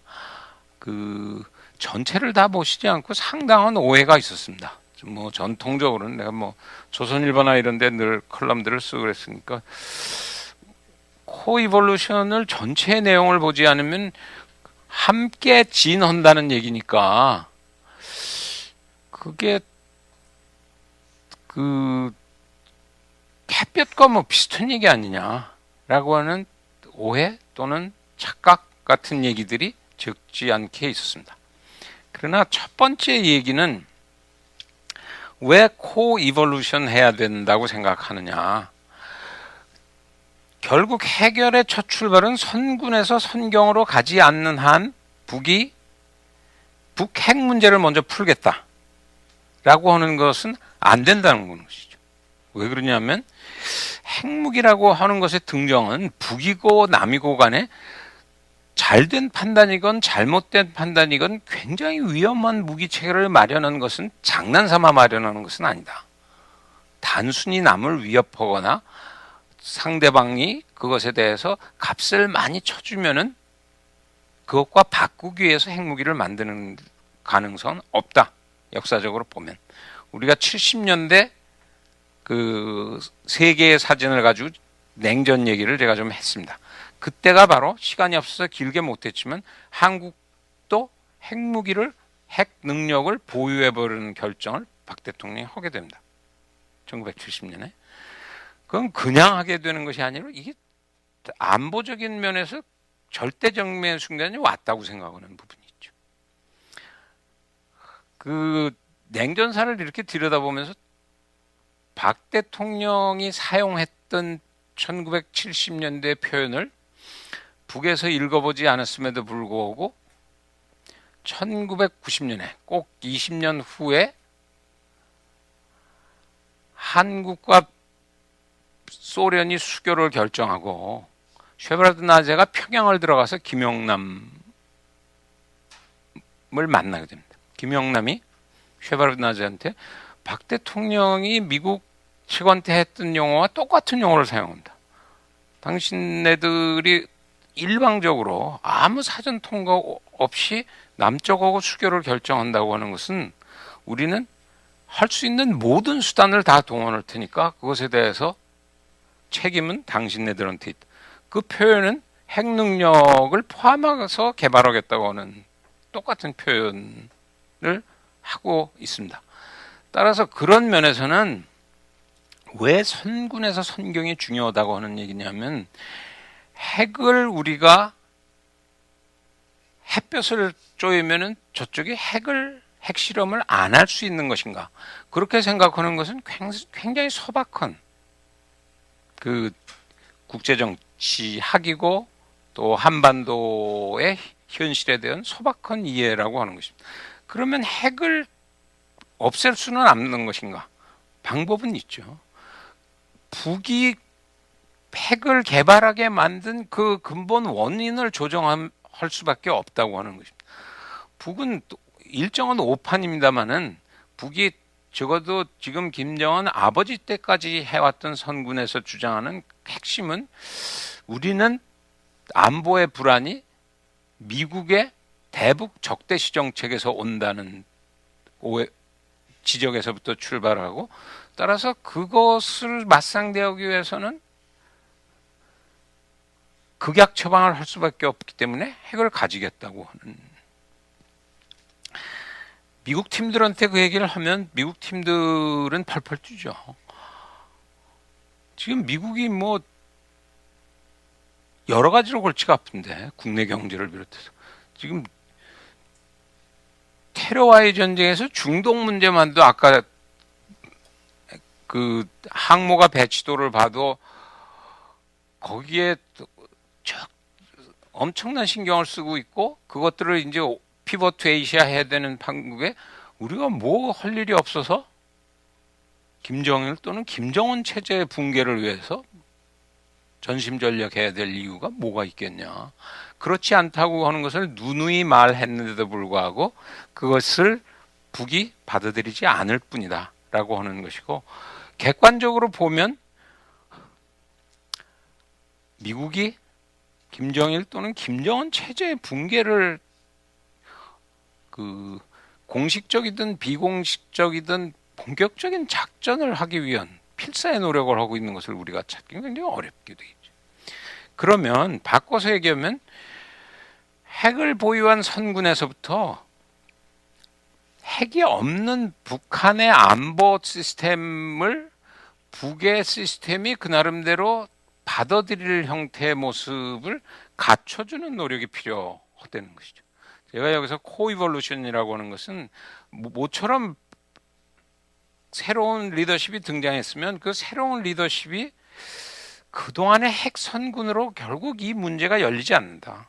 안보의 문제도 동시에 먹고 사는 문제가 북은 사는 문제, 살고 죽는 문제만 어려운 것이 아니라 먹고 굶는 문제도 지금 거의 그것이 먹고 사는 것이 먹는 것이고 사는 것으로 될 정도로 먹는 문제도 어려워졌는데, 그 먹는 문제가 일부 평양이 좀 경제 형편이 나아질 수는 있지만은 궁극적으로 중국처럼 기본적인 먹는 문제를 해결하려면은 전 세계적인 경제적인 네트워크 속에 들어와야 되는데, 그런 경우는 핵은 빠진 형태의 안보 시스템으로 정상화시키지 않고서 경제 문제를 동시에 풀 수가 없다. 그런 정상적인 판단으로 갈 수 있도록 만들기 위해서는 북의 자구 노력과 그렇게 가면 살 수 있다고 하는 것에 대해서 보다 많은 그 초석을 쌓는 또는 시그널을 보내는 아름다운 모델을 전달하려고 하는 이쪽에 진하는 노력이 서로 접목되어져야 이 지난 60년 동안에 걸친 한반도 비극의 그 첫 단추는 아마 풀릴 수밖에 없다라고 하는 문제입니다. 세 번째, 네 번째, 다섯 번째는 뭐 길게 설명드리지 않아도 아실 수가 있습니다.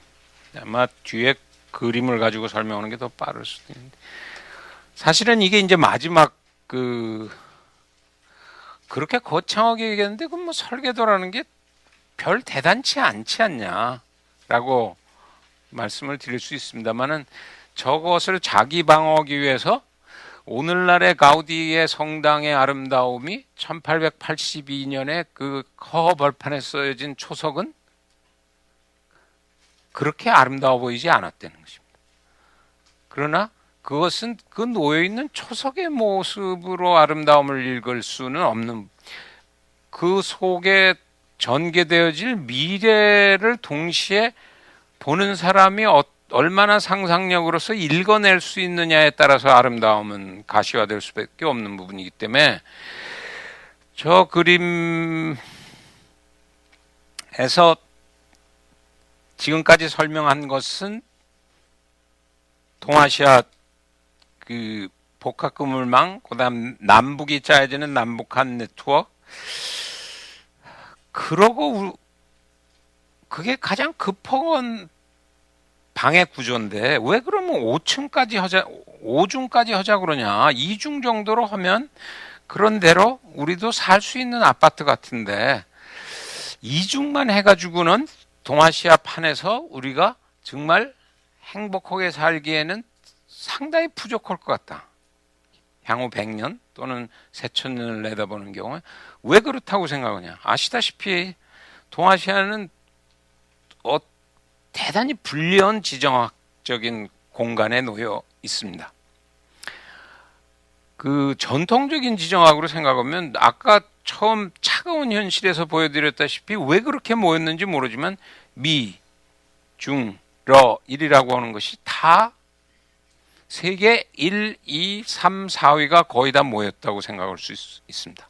만약 우리가 동아시아 북쪽에 있지 않고 아프리카 중간쯤 있어가지고 지금 우리가 같은 파워를 가지고 있다 그러면 아마 아시아의 대제국의 모습을 지금 가지고 있을 겁니다.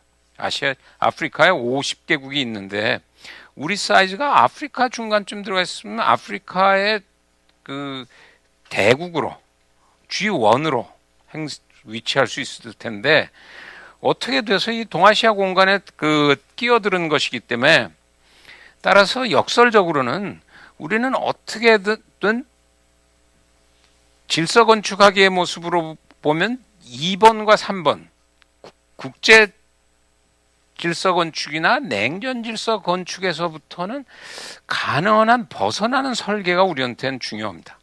따라서 우리는 공간을 훨씬 더 확대해서 활용하는 수밖에 없다.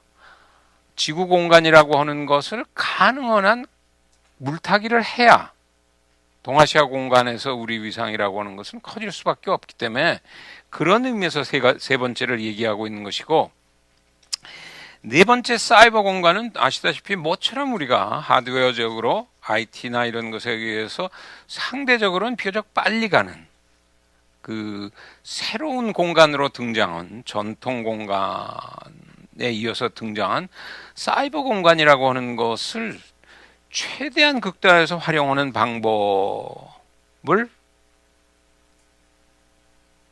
설계하는 노력이 필요하다. 지금 현재까지는 그 하드웨어적으로는 우리가 비교적 빨리 가고 있습니다만은 정말 그 사이버 공간을 우리가 장악하고 있는 것인가 라고 하는 면에서는 아직까지도 갈 길은 굉장히 먼다. 기계적으로는 굉장히 빠른 속도로 우리가 사용하고 있습니다만은 정말 우리가 사용하고 있는 그 새로운 전화기나 또는 인터넷이나 노트북이나 이런 것들을 가지고 정말 무엇을 하고 있는가? 정말 우리가 21세기 새로운 질서를 설계하기 위한 건축 설계를 위해서 그것을 최대한으로 활용하고 있는 것인가? 라고 하는 것을 생각해 보면은 상당한 부분은 그렇지 않다고 우리가 자성할 수밖에 없는 부분이 있기 때문에 아마 네 번째고, 마지막에 그 국내 네트워크 얘기를 말씀을 드린 것은 만약 우리가 이런 오중 복합망이라고 하는 것을 짜자고 하려면 그런 것을 들여밀으려고 하면 지금 미국이 가지고 있는 설계도가 있고 중국의 설계도가 있고 러시아, 일본 설계도가 있는데 한국 설계가 나왔다. 우리는 당신네들이 짓는 것처럼 그렇게 방 두 개만 커다랗게 짓고 이건 도저히 안 되겠다. 그거보다는 훨씬 그물망치기처럼 얼기 설계해가지고 가우디 건축처럼 지어가지고 각자 들어가서 다 행복하게 사는 새로운 형태로 좀 짜야 되겠다고 하는 경우에 가장 중요한 숙제는 그 목소리를 강하게 하려면 우선 그 내부의 네트워킹이 굉장히 중요하다. 힘을 발휘하려면. 근데 불행하게도 앞에 말한 4개의 네트워킹에 비해서 국내가 똘똘 뭉쳐있냐라고 얘기하면 그 앞에 말한 4개의 그 설계를 그리고 있는 설계팀보다 우리 설계 사무실에 들어가 보면 내부에서의 싸움이 이게 단합이 안 된다. 한쪽에서 그려놓은 그림은 뭐 오다가 들으니까 무슨 그 문재인 안철수 협상도 밀고 땡기는 굉장히 혼선을 겪고 있다고 하는데 그런 작은 의미의 얘기가 아니라 한쪽의 설계와 설계팀 A와 설계팀 B조차도 일사불란하게 우리가 가령 오중 설계팀 그 네트워킹을 하지 않고서는 우리는 미들 파워로서 한국이라고 하는 모습이 짜여질 수 없으니까 작은 의미의 이해 갈등이라고 하는 것을 대승적으로 하나로 만들어서 크게 걸어야 되겠다라고 하는 의미의 단합의 모습을 마련하는데 여전히 어려움을 가지고 있다. 그래서 마지막에 다섯 번째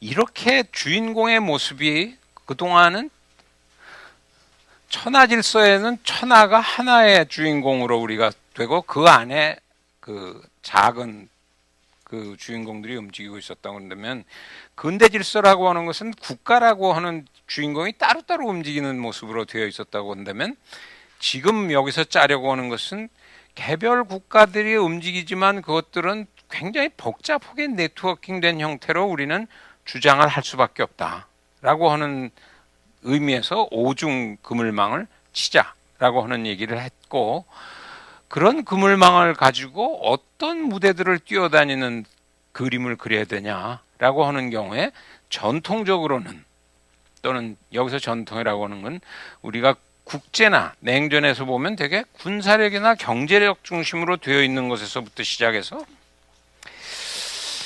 다보탑 모습을 지난번에 잠깐 보여드렸기 때문에 그거보다는 훨씬 복합탑을 쌓아야 되겠다. 아까 말씀드린 대로 한일 관계 또는 한중 또는 한미 관계에도 어느 시기에 그것이 100년 또는 1000년의 국경 또는 영향력, 공간력을 구분하는 경우에 그것은 그 상황에서 자기가 가지고 있는 힘의 표상일 수밖에 없다라고 하는 의미에서 보면 안보와 경제 또는 돈과 폭력만을 우리가 중심으로 해서 판을 짜는 경우에 지금 동아시아에 일어나고 있는 영토 분쟁이라고 하는 것은 대개는 다 왜 20세기 초에서 지난 100년 사이에 생긴 거 아니에요? 일본이 억지로 주장하는 뭐 독도 문제도 그렇고 또는 북방 영토도 그렇고 아오이다오나 센가쿠도 그렇고 남진아에도 그렇고 그것이 500년 전에는 별 논쟁이 없었는데 그럼 500년 후는 어떻게 될 거냐 라고 하는 생각을 하셔야 되고 예를 들었는지 모릅니다만은 우리가 북구를 가보면 어쩌면 그들이 약 100년 200년을 조금 먼저 살고 있는지 모르지만은 핀란드와 스웨덴 사이에 있는 올랜드라고 하는 섬은 핀란드, 스웨덴이 다 안 가지려고 하는 그들은 왜 그런 것인가? 이미 그들이 생각하는 힘이라고 하는 구성 요소가 조금 다른 부분에 있는. 근데 우리는 적어도 지난 100년, 지난 200년 동안의 힘의 표상으로 지금 치열하게 싸울 수밖에 없는데 100년, 200년, 500년 후도 그럴 것인가? 그렇지 않을 거라는 것이죠. 그러면 적어도 저기 얘기하는 저런 3층 복합탑으로 쌓을 수 있는 모델링으로 빨리 바꿔야 그래야 그때 가서 분양이 제대로 되지. 지금같이 구식으로 쌓아놓으면 몇백 년 지난 후에는 아무도 쓸모없는 아무도 들지 않는 그 건축물을 우리는 뒤늦게 지을 수밖에 없다고 하는 얘기를 말씀을 좀 드리는 겁니다. 따라서 그 두 얘기를 합치면 그것의 그림이 보기에는 저게 엉성합니다만 사실은 저 그림이 궁극적으로 100년 후에 또는 1000년 후에 지어질 건물의 모습이라고 하는 것은 지금 우리가 상정하는 것보다는 굉장히 복잡한 모습을 투영시켜 보려고 그렸던 그림입니다.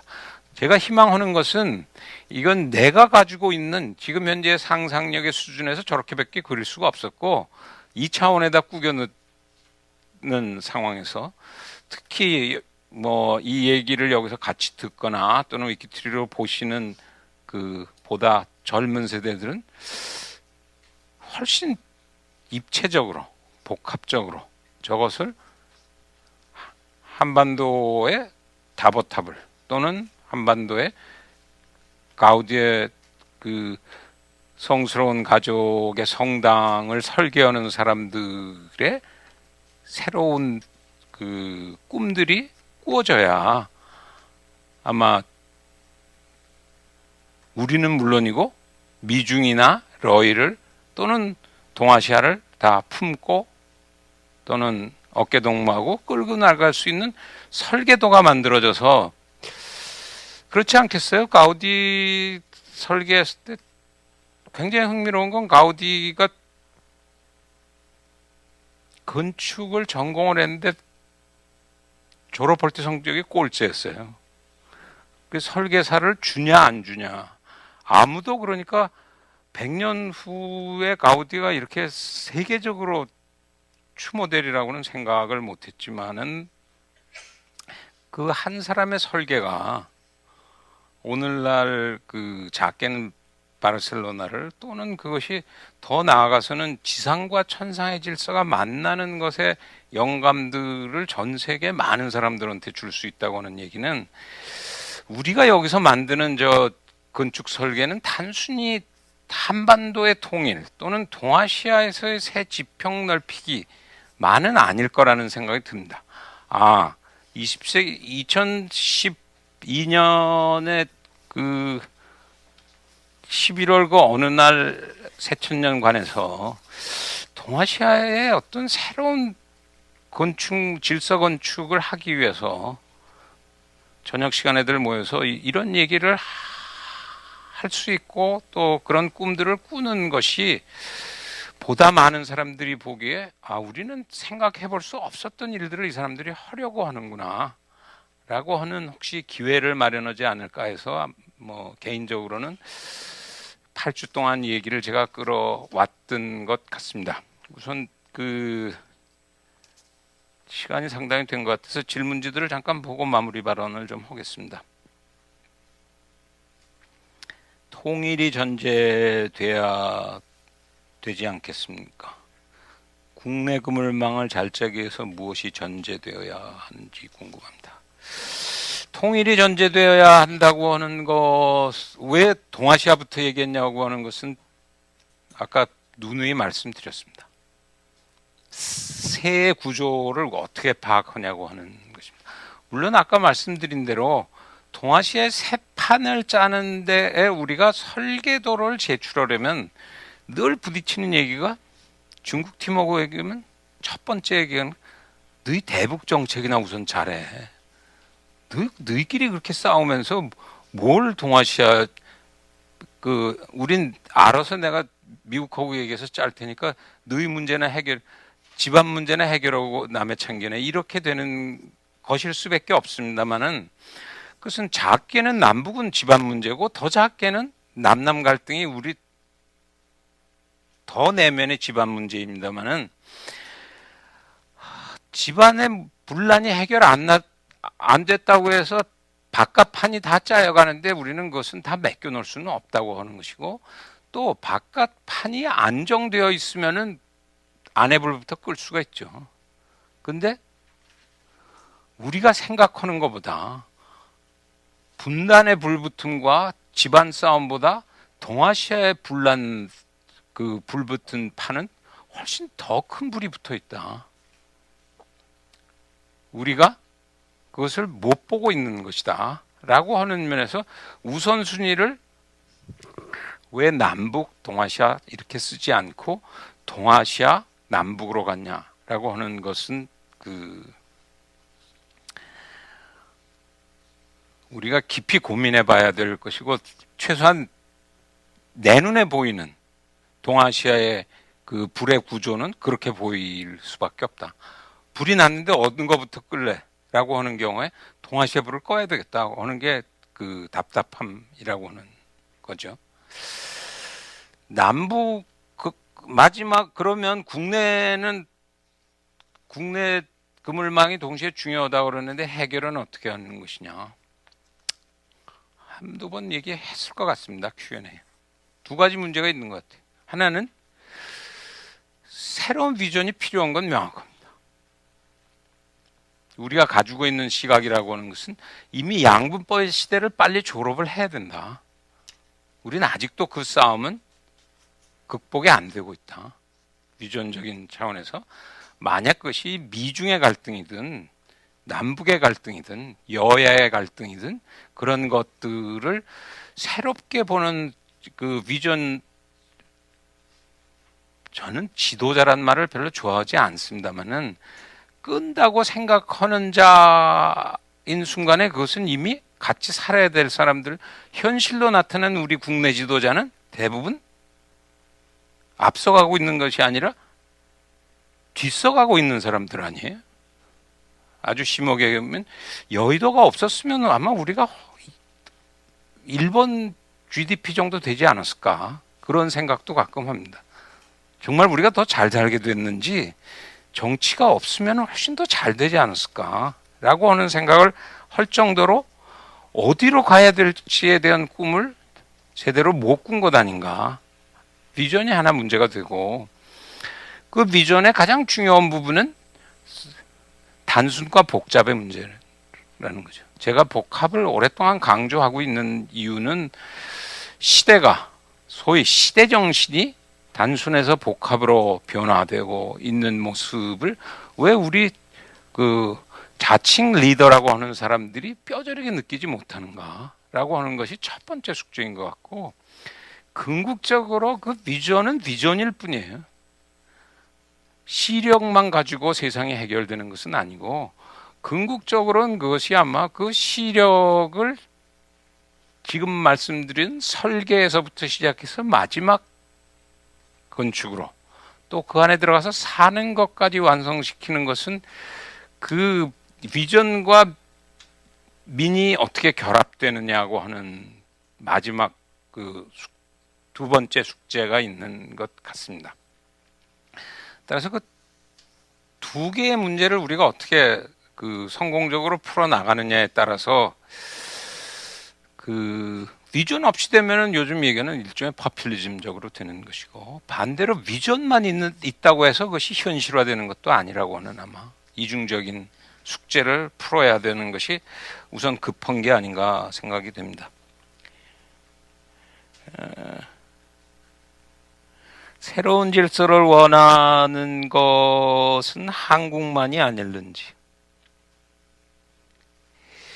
이건 뭐 아까 말씀드린 대로 미중 러일의 설계도가 있는데 한국이 처음으로 설계도를 내놨더니 너흰 맛 꼬마가 왜 그 설계도가 나오면은 뭐 맡겨진 일이나 잘 하지, 대패질을 잘하든 못질을 잘하지 왜 너희가 설계에 참여하려고 하냐라고 하는 것에 대해서, 또 설계도가 독자적인 설계도가 나왔다고 하는 경우에 서로 설계를 했다고 하더라도 그것이 반영되겠냐라고 하는 질문입니다.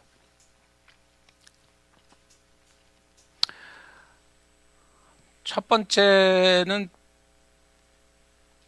아까 그 21세기 또는 새천년이 그동안 우리가 겪고 있었던 그 9천년에 비해서 복합적인 정치 공간으로 바뀌고 있다, 질서 공간으로 바뀌고 있다고 하는 것은 예전보다는 설계자가 하나보다는 복합으로 되어가고 있다는 모습입니다. 적절한 비유인지 모릅니다만은 우리가 텔레비를 매일 켜놓고 봐도 이미 요즘은 MC도 혼자 보지 않고 둘이 보지도 않고 MC도 점점 많아지고 있고, 노래도 혼자 불러서 그 뭐 싸이가 뭐처럼 뜨긴 했습니다만은 대부분 아이돌은 복합 아이돌들이 그 중심을 이루고 있는데, 그것에는 일정한 그 시대 정신의 철학적인 변모가 있다고 생각합니다. 그 시대가 가지고 있는 지구적인 욕망의 변환의 모습이 근대적인 딜레마에서부터 바꿔나가려고 하는 모습이 있기 때문에 모처럼 주어지고 있는 기회다, 우리 경우에. 그런대로 그 중간 정도의 사이즈를 가지고 있음에도 불구하고 모처럼 설계를 그 주니어 파트너로 설계를 마련할 수 있는 기회가 주어짐에도 불구하고 설계가 준비되어 있지 않다. 해오라 그랬더니 설계는 우리는 해본 적이 없고, 그려갔더니 미국이 그린 설계도나 중국이 그린 설계도하고 똑같은 것을 그렸다. 물론 미국이 그린 미국형 아파트나 중국형 아파트가 둘 중에 어느 게 편하냐 이렇게 물어볼 수 있을는지 모릅니다만 정말 우리도 그것을 넘어서서 우리도 동시에 편한 모델이라고 하는 것을 설계할 수 있는 세월에 들어가고 있고 다가오고 있는데 오히려 더 중요한 것은 준비가 없다 우리가 라고 하는 것이 더 중요한 파트의 문제라고 생각을 합니다.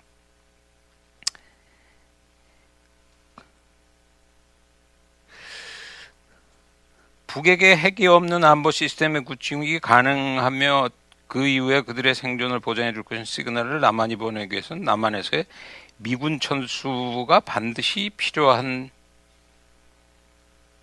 중요하지 않을까요? 두 번째, 시그널로서 경제 인도적 지원 말고 다른 대책, 대북 정책이 있을런지요? 미군이라고 하는 것을 어떻게 할 것이냐는 일정한 시기에서는 논의할 문제가 걸려 있겠죠. 근데 굉장히 복잡할 겁니다. 다 이해가 다른 부분이 걸려 있고. 우리가 그 키신저 주울레를 하면서 제가 잠깐 이런 얘기를 했어요. 굉장히 재밌는 대화를 하는데 두 번의 그 폴로 1, 폴로 2 얘기를 제가 말씀드리면서 폴로 1에서 주울레가 아시아 문제 논의 7개 샹하이 커뮤니케에 들어간 7개 논의 중에 중요한 한 꼭지가 아시아 파트였으니까 아시아 논의를 첫 세션에서는 일본의 군국주의 얘기와 한국의 문제에 대해서는 지금 이 지적 똑같이 주울레가 첫 번째 던지는 것은 주한미군이 나가야 되지 않겠냐. 키신저의 대답은 굉장히 재밌는 대답이었는데 우리 나간다. 상황만 대땅뜨가 제대로 되면. 그런데 문제는 우리가 넌 일본 군국주의도 싫고 주한미군도 나가라고 그러는데 만약에 우리가 나가면 일본 군사력이 한반도에 영향을 미치게 되면 어떡할래? 주울레의 대답은 굉장히 궁색합니다. 그거보다는 차라리 주한미군이 낫. 그 얘기는 꼭 일본과 중국을 선택하라는 얘기가 아니라 주한미군이 가지고 있는 굉장히 복합적인 성격의 문제가 걸려 있다는 것이죠. 한반도에서 남북한의 일정한 그것이 평화를 정착을 견인차적인 역할을 하면 어느 일정 시기에 가면 그 역할은 줄어들든지 없어지겠죠. 조금 전에 얘기한 얘기는 이게 동아시아적인 의미는 어떻게 되는 것이냐 하는 부분에 문제가 있습니다.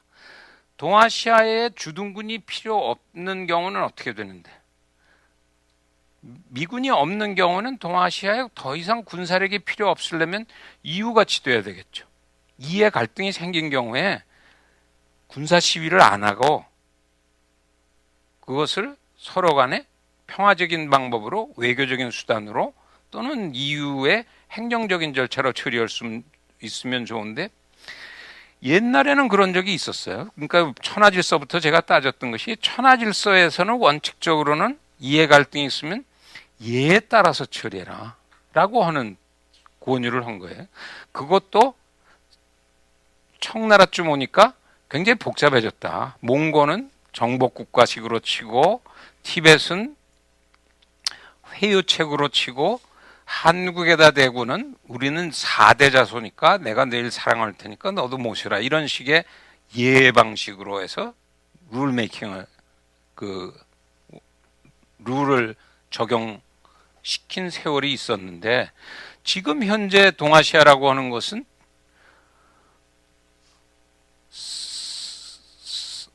판이 벌어지는 것은 이해 갈등이 있으면 바로 경제적으로 여러 가지 피해가 올지 모른다 또는 무력 시위가 벌어진다라고 하는 판이라고 한다면 그 상황에서 해결 그 고리를 찾으려면 활용을 해야 될 거라고 생각합니다. 주한미군이나 만약 주한미군이나 아시아 태평양 미군이라는 것을 아시아나 한반도 평화유지군으로 우리가 용병할 수 있다면 쓸 부분은 써야 되겠죠. 서서히 바꿔나가면서 남북이 더 이상 이해 갈등이 있을 때 군사적인 시위를 할 필요 없다고 하는 경우에 주한미군이 꼭 있어야 될 이유는 없죠. 근데 동아시아 문제는 또 어떻게 할 것이냐 하는 문제는 여전히 남는 걸 겁니다. 중요한 아마 첫 번째 시련은 대선이 끝나고 새 대통령이 들어가고 첫 단추가 굉장히 중요할 겁니다. 여기 어떤 시그널을 보내면 좋겠냐고 되어 있는데 가장 좋은 방법은 북이 첫 단추를 NLL로 시작하지 않는 시그널이 원칙적으로는 필요합니다. 그러나 지금 현재로는 선군의 원칙에 따라서는 새 정부가 들어서면 첫 번째 그 테스트는 NLL 협상일 위험성은 굉장히 많습니다. 그렇게 되면 그것에 대응해서 남에서 북으로 보낼 시그널은 굉장히 어려워지는 부분들이 걸리겠죠. 그것이 만약 현실이라고 하면 대안은 아까 말씀드린 대로 선군적인 사고에서 선경적인 사고로 서서히 바뀌어야 되는데 그 바뀌는 것의 일차적인 책임은 북의 리더십이 해야 될 수밖에 없고 내부적으로 해결해야 될 것이고 바깥에서 쏠 수밖에 없는데 아마 중요한 그 시그널의 하나는 이것도 그 전체적인 구도로 보면 중국의 시그널이 아마 가장 중요한 파트, 1차적인 파트가 될 것이고 2차적으로 미국일 것이고 3차적으로 우리일 것이고 그 전체를 엮어내는 비전이나 드라마를 총 제작하는 역할은 한국의 새 팀이 할 수는 있을 것이라고 생각은 합니다. 복합 못지않게 복잡이라는 표현도 많이 쓰는데 복잡에서 복합을 이끌어낼 수 있는 국제정치학자가 대한민국에서 또 나올 수 있다고 보시는지요? 미국, 중국 설계도와 충돌할 경우 또다시 힘의 논리에 결정되는 것이 아닐는지요? 복잡과 복합이 다른 것은 어떤 뜻인가는 말씀을 드렸습니다.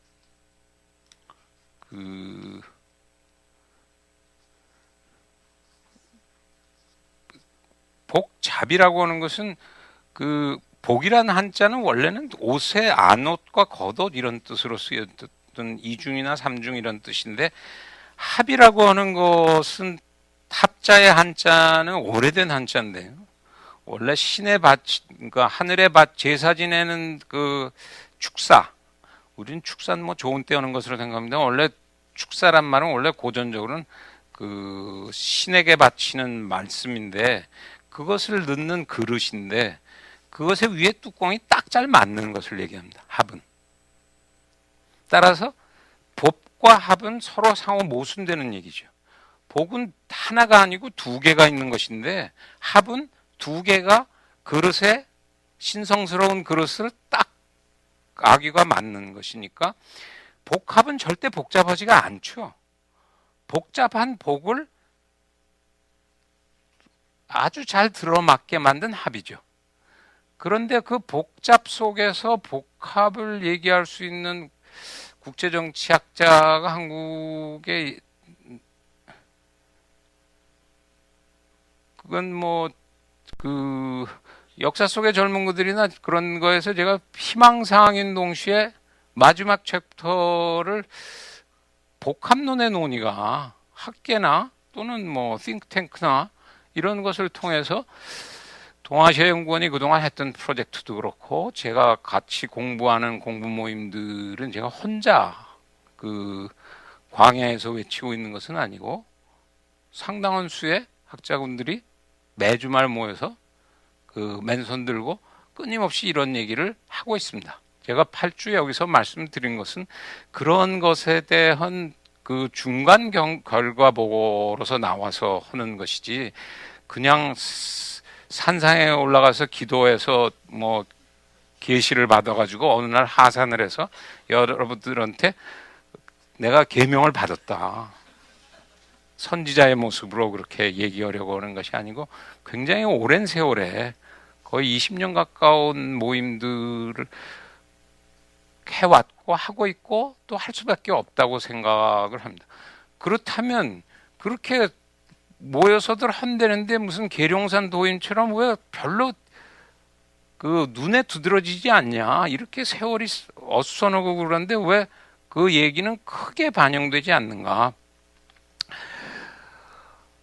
저는 뭐 그것이 그렇게 완전히 작은 목소리라고 이미 얘기하고 싶지는 않고, 그 중요한 결정은 아까 가우디나 다보탑으로 돌아가서 그것이 어떤 형태의 거목이, 어떤 형태의 빌딩이나 그 성당이 될지는 제 주관적인 시각에서는 아름다움이 있기 때문에, 돈을 줘서 하는 것도 아니고 그것을 통해서 권력을 창출하려고 하는 것도 아니고, 그것이 보여주고 있는 아름다움이 있는 것이고 그것이 공유될 수 있다고 생각하는 것에서 아마 출발하고 있습니다. 따라서 사실은 이 질문을 저한테 하셔야 될 게 아니고 질문을 하시는 분이 바로 하셔야 될 분이라고 저는 생각을 하고, 왜 그러냐면 저녁 8시 반이 되기까지 저녁 시간에 저녁 안 먹고 여기 모여서 이런 일을 하고 있다는 것 자체가 우선은 전 작게는 굉장히 아름다운 일이라고 개인적으로는 생각하고 있고, 이런 한국의 복합 국제정치학자들이 늘어날 수 있는 기회라고 생각합니다. 18대 대선에서는 어떤 리더십을 선택 또는 준비해야 될까요? 이건 그동안 뭐 여러 번 제가 대답을 했기 때문에 뭐 어느 특정 후보가 마음에 든다 이런 얘기를 제가 할 수 있는 상황도 아니고, 뭐 답답하다는 얘기를 여러 번, 남북 통일의 소원이 몇 년도쯤에 이루어질 것이라고 전망하십니까?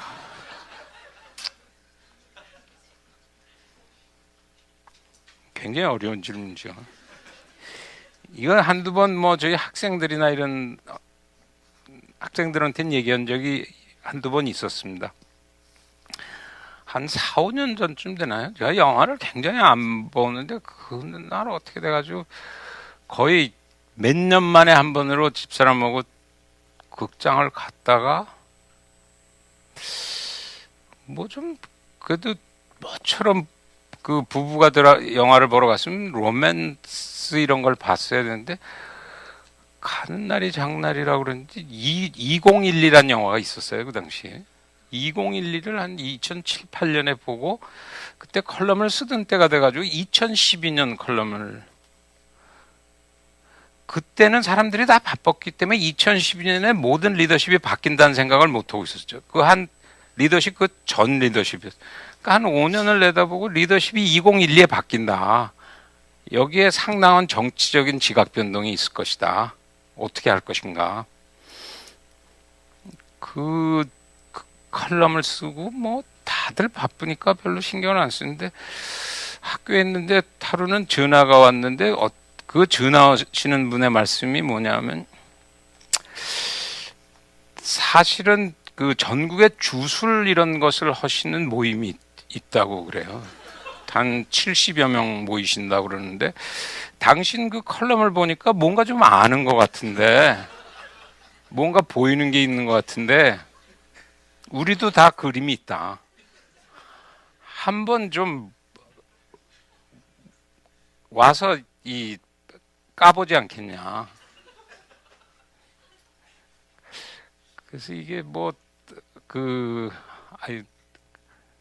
나는 그럴 자신은 없다고 열심히들 하시라고 그러고 이제 뭐 정중하게 전화를 끊었습니다만은, 따라서 뭐 사실은 8주를 하면서 마지막은 내가 미래 얘기를 미학의 시각에서 할 수밖에 없었고, 또 어떤 의미에서는 사회과학 점에 해당하는 부분이긴 합니다만은, 연도수를 맞춰라, 하는 것에는 자신이 없습니다.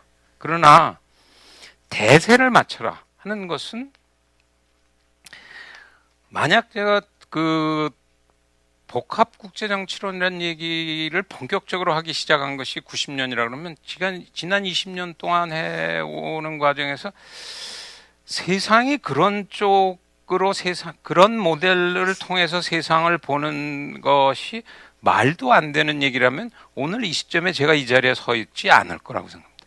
20년 잘못 봤구나. 또는 내가 그 설계사무소를 잘못 운영했구나. 그러나 만약 20년 후 또는 30년 후는 아마 이 새천년관이 아니라 연대 전체를 빌려서 얘기해야 될 사태가 발생할지도 모른다 하는 게, 저는 뭐 개인적으로는 그런 눈으로 아까 말씀드린 이런 것의 발현의 모습을 볼 수밖에 없다고, 그 21세기를 내다보고 또는 30세기를 내다보면서 그 얘기 말씀을 드린 것입니다. 따라서 연도수 맞히는 거는 뭐 솔직하게 자신이 없습니다. 미중이 충돌하는 국면에 있어서 한국은 양쪽을 다 품을 수 있을까요? 초당정 합의가 가능할지. 이것도 뭐 지난 시간에 말씀드렸습니다만 이 정도는 필요하죠. 미중이 싸울 것이다. 이것도 제가 학점을 주면 뭐 C나 D밖에 못 준다. 미중은 평화로울 것이다. 이것도 C나 D밖에 못 준다. 그러면 답은 어정쩡하지 않다고 그랬습니다. 협력이 되는 공간에서부터 갈등으로 가는 것에 굉장히 구체적인 시나리오를 만들 수 있다. 이미 가령 파네타나 그 힐러리의 내가 만약 시험관이라고 그러면 그 두 개의 스테이트먼트를 아까 여기 서머리한 부분을 주고 그것을 가지고 미중의 향후 30년을 설계를 해봐라 하면은 굉장히 자세한 그림을 사실은 오바마 스스로도 예상할 수 없는 그림을, 적어도 뭐 A- 정도의 그림은 충분히 그릴 수가 있습니다. 거기서 우리가 해야 될 일은 미중이 비교적 협력되는 공간에서는 적극적으로 품어야 되겠죠. 또 동시에 그때는 미중이 우리가 양쪽으로 왔다 갔다 하는 것을 다 불편해하지 않습니다. 미중이 갈등이 되는, 그것은 1차적으로 군사적으로 충돌할 가능성은 없다고 그랬습니다. 미중은 경제적으로도 직접적으로 충돌하는 것이 아니라 룰 메이킹에서 그것을 지켜야 되는 원칙이라고 하는 명분이나 제도적인 싸움으로 시비가 걸린다고 하는 경우에, 그것이 갈등이 심화되는 부분은 가능한 한 뒤에 서야 될 겁니다. 갈등 구조에서. 근데 그게 정말 미중이 쳐들어가게 됐다. 연합군을 형성하자. 이렇게 되는 비극이 발생하는 경우에는 정말 어려워지겠죠. 근데 지금 현재로 봐가지고는 그림의 모양은 협력이 강화되는 공간에서는 굉장히 설쳐야 되고, 한국은 미중이 갈등하는 부분에 앞서서 설칠 필요는 없다고 했습니다. 아파하고 힘들어하고 양쪽의 고민을 쉐어하고 그러면서 조금 주저앉아 있어야 되고, 그런 정도의 명민함이 필요로 한 파트겠죠. 시간이 없어서 뭐 마무리할 시간이 이미 넘었기 때문에 뭐 남북 문제 이런 것들은 되게 중복되는 것 같습니다. 이 정도로 해서 마무리를 하겠고, 뭐 아까 인사말은 김양국님이 처음 시작해서 다 대신해서 했기 때문에 뭐 특별히 말씀드릴 것은 없습니다. 뭐 들어주신 여러분들이 그냥 뭐 저녁 시간에 와주신 것만이 아니라 제가 8주 동안 계속해서 얘기를 해온 것은 같이 해주셨기 때문에 제가 가능했던 것 같고, 언제가 될는지는 모르겠습니다만은 이런 이 설계도가 현실화되기 위해서는 무엇을 해야 될 것인가, 그런 얘기를 언젠가는 한번 새천년관이 아니고 그 신촌 전체를 빌려서 할 교회를 그 꿈꾸면서 이 얘기를 마무리하겠습니다. 감사합니다.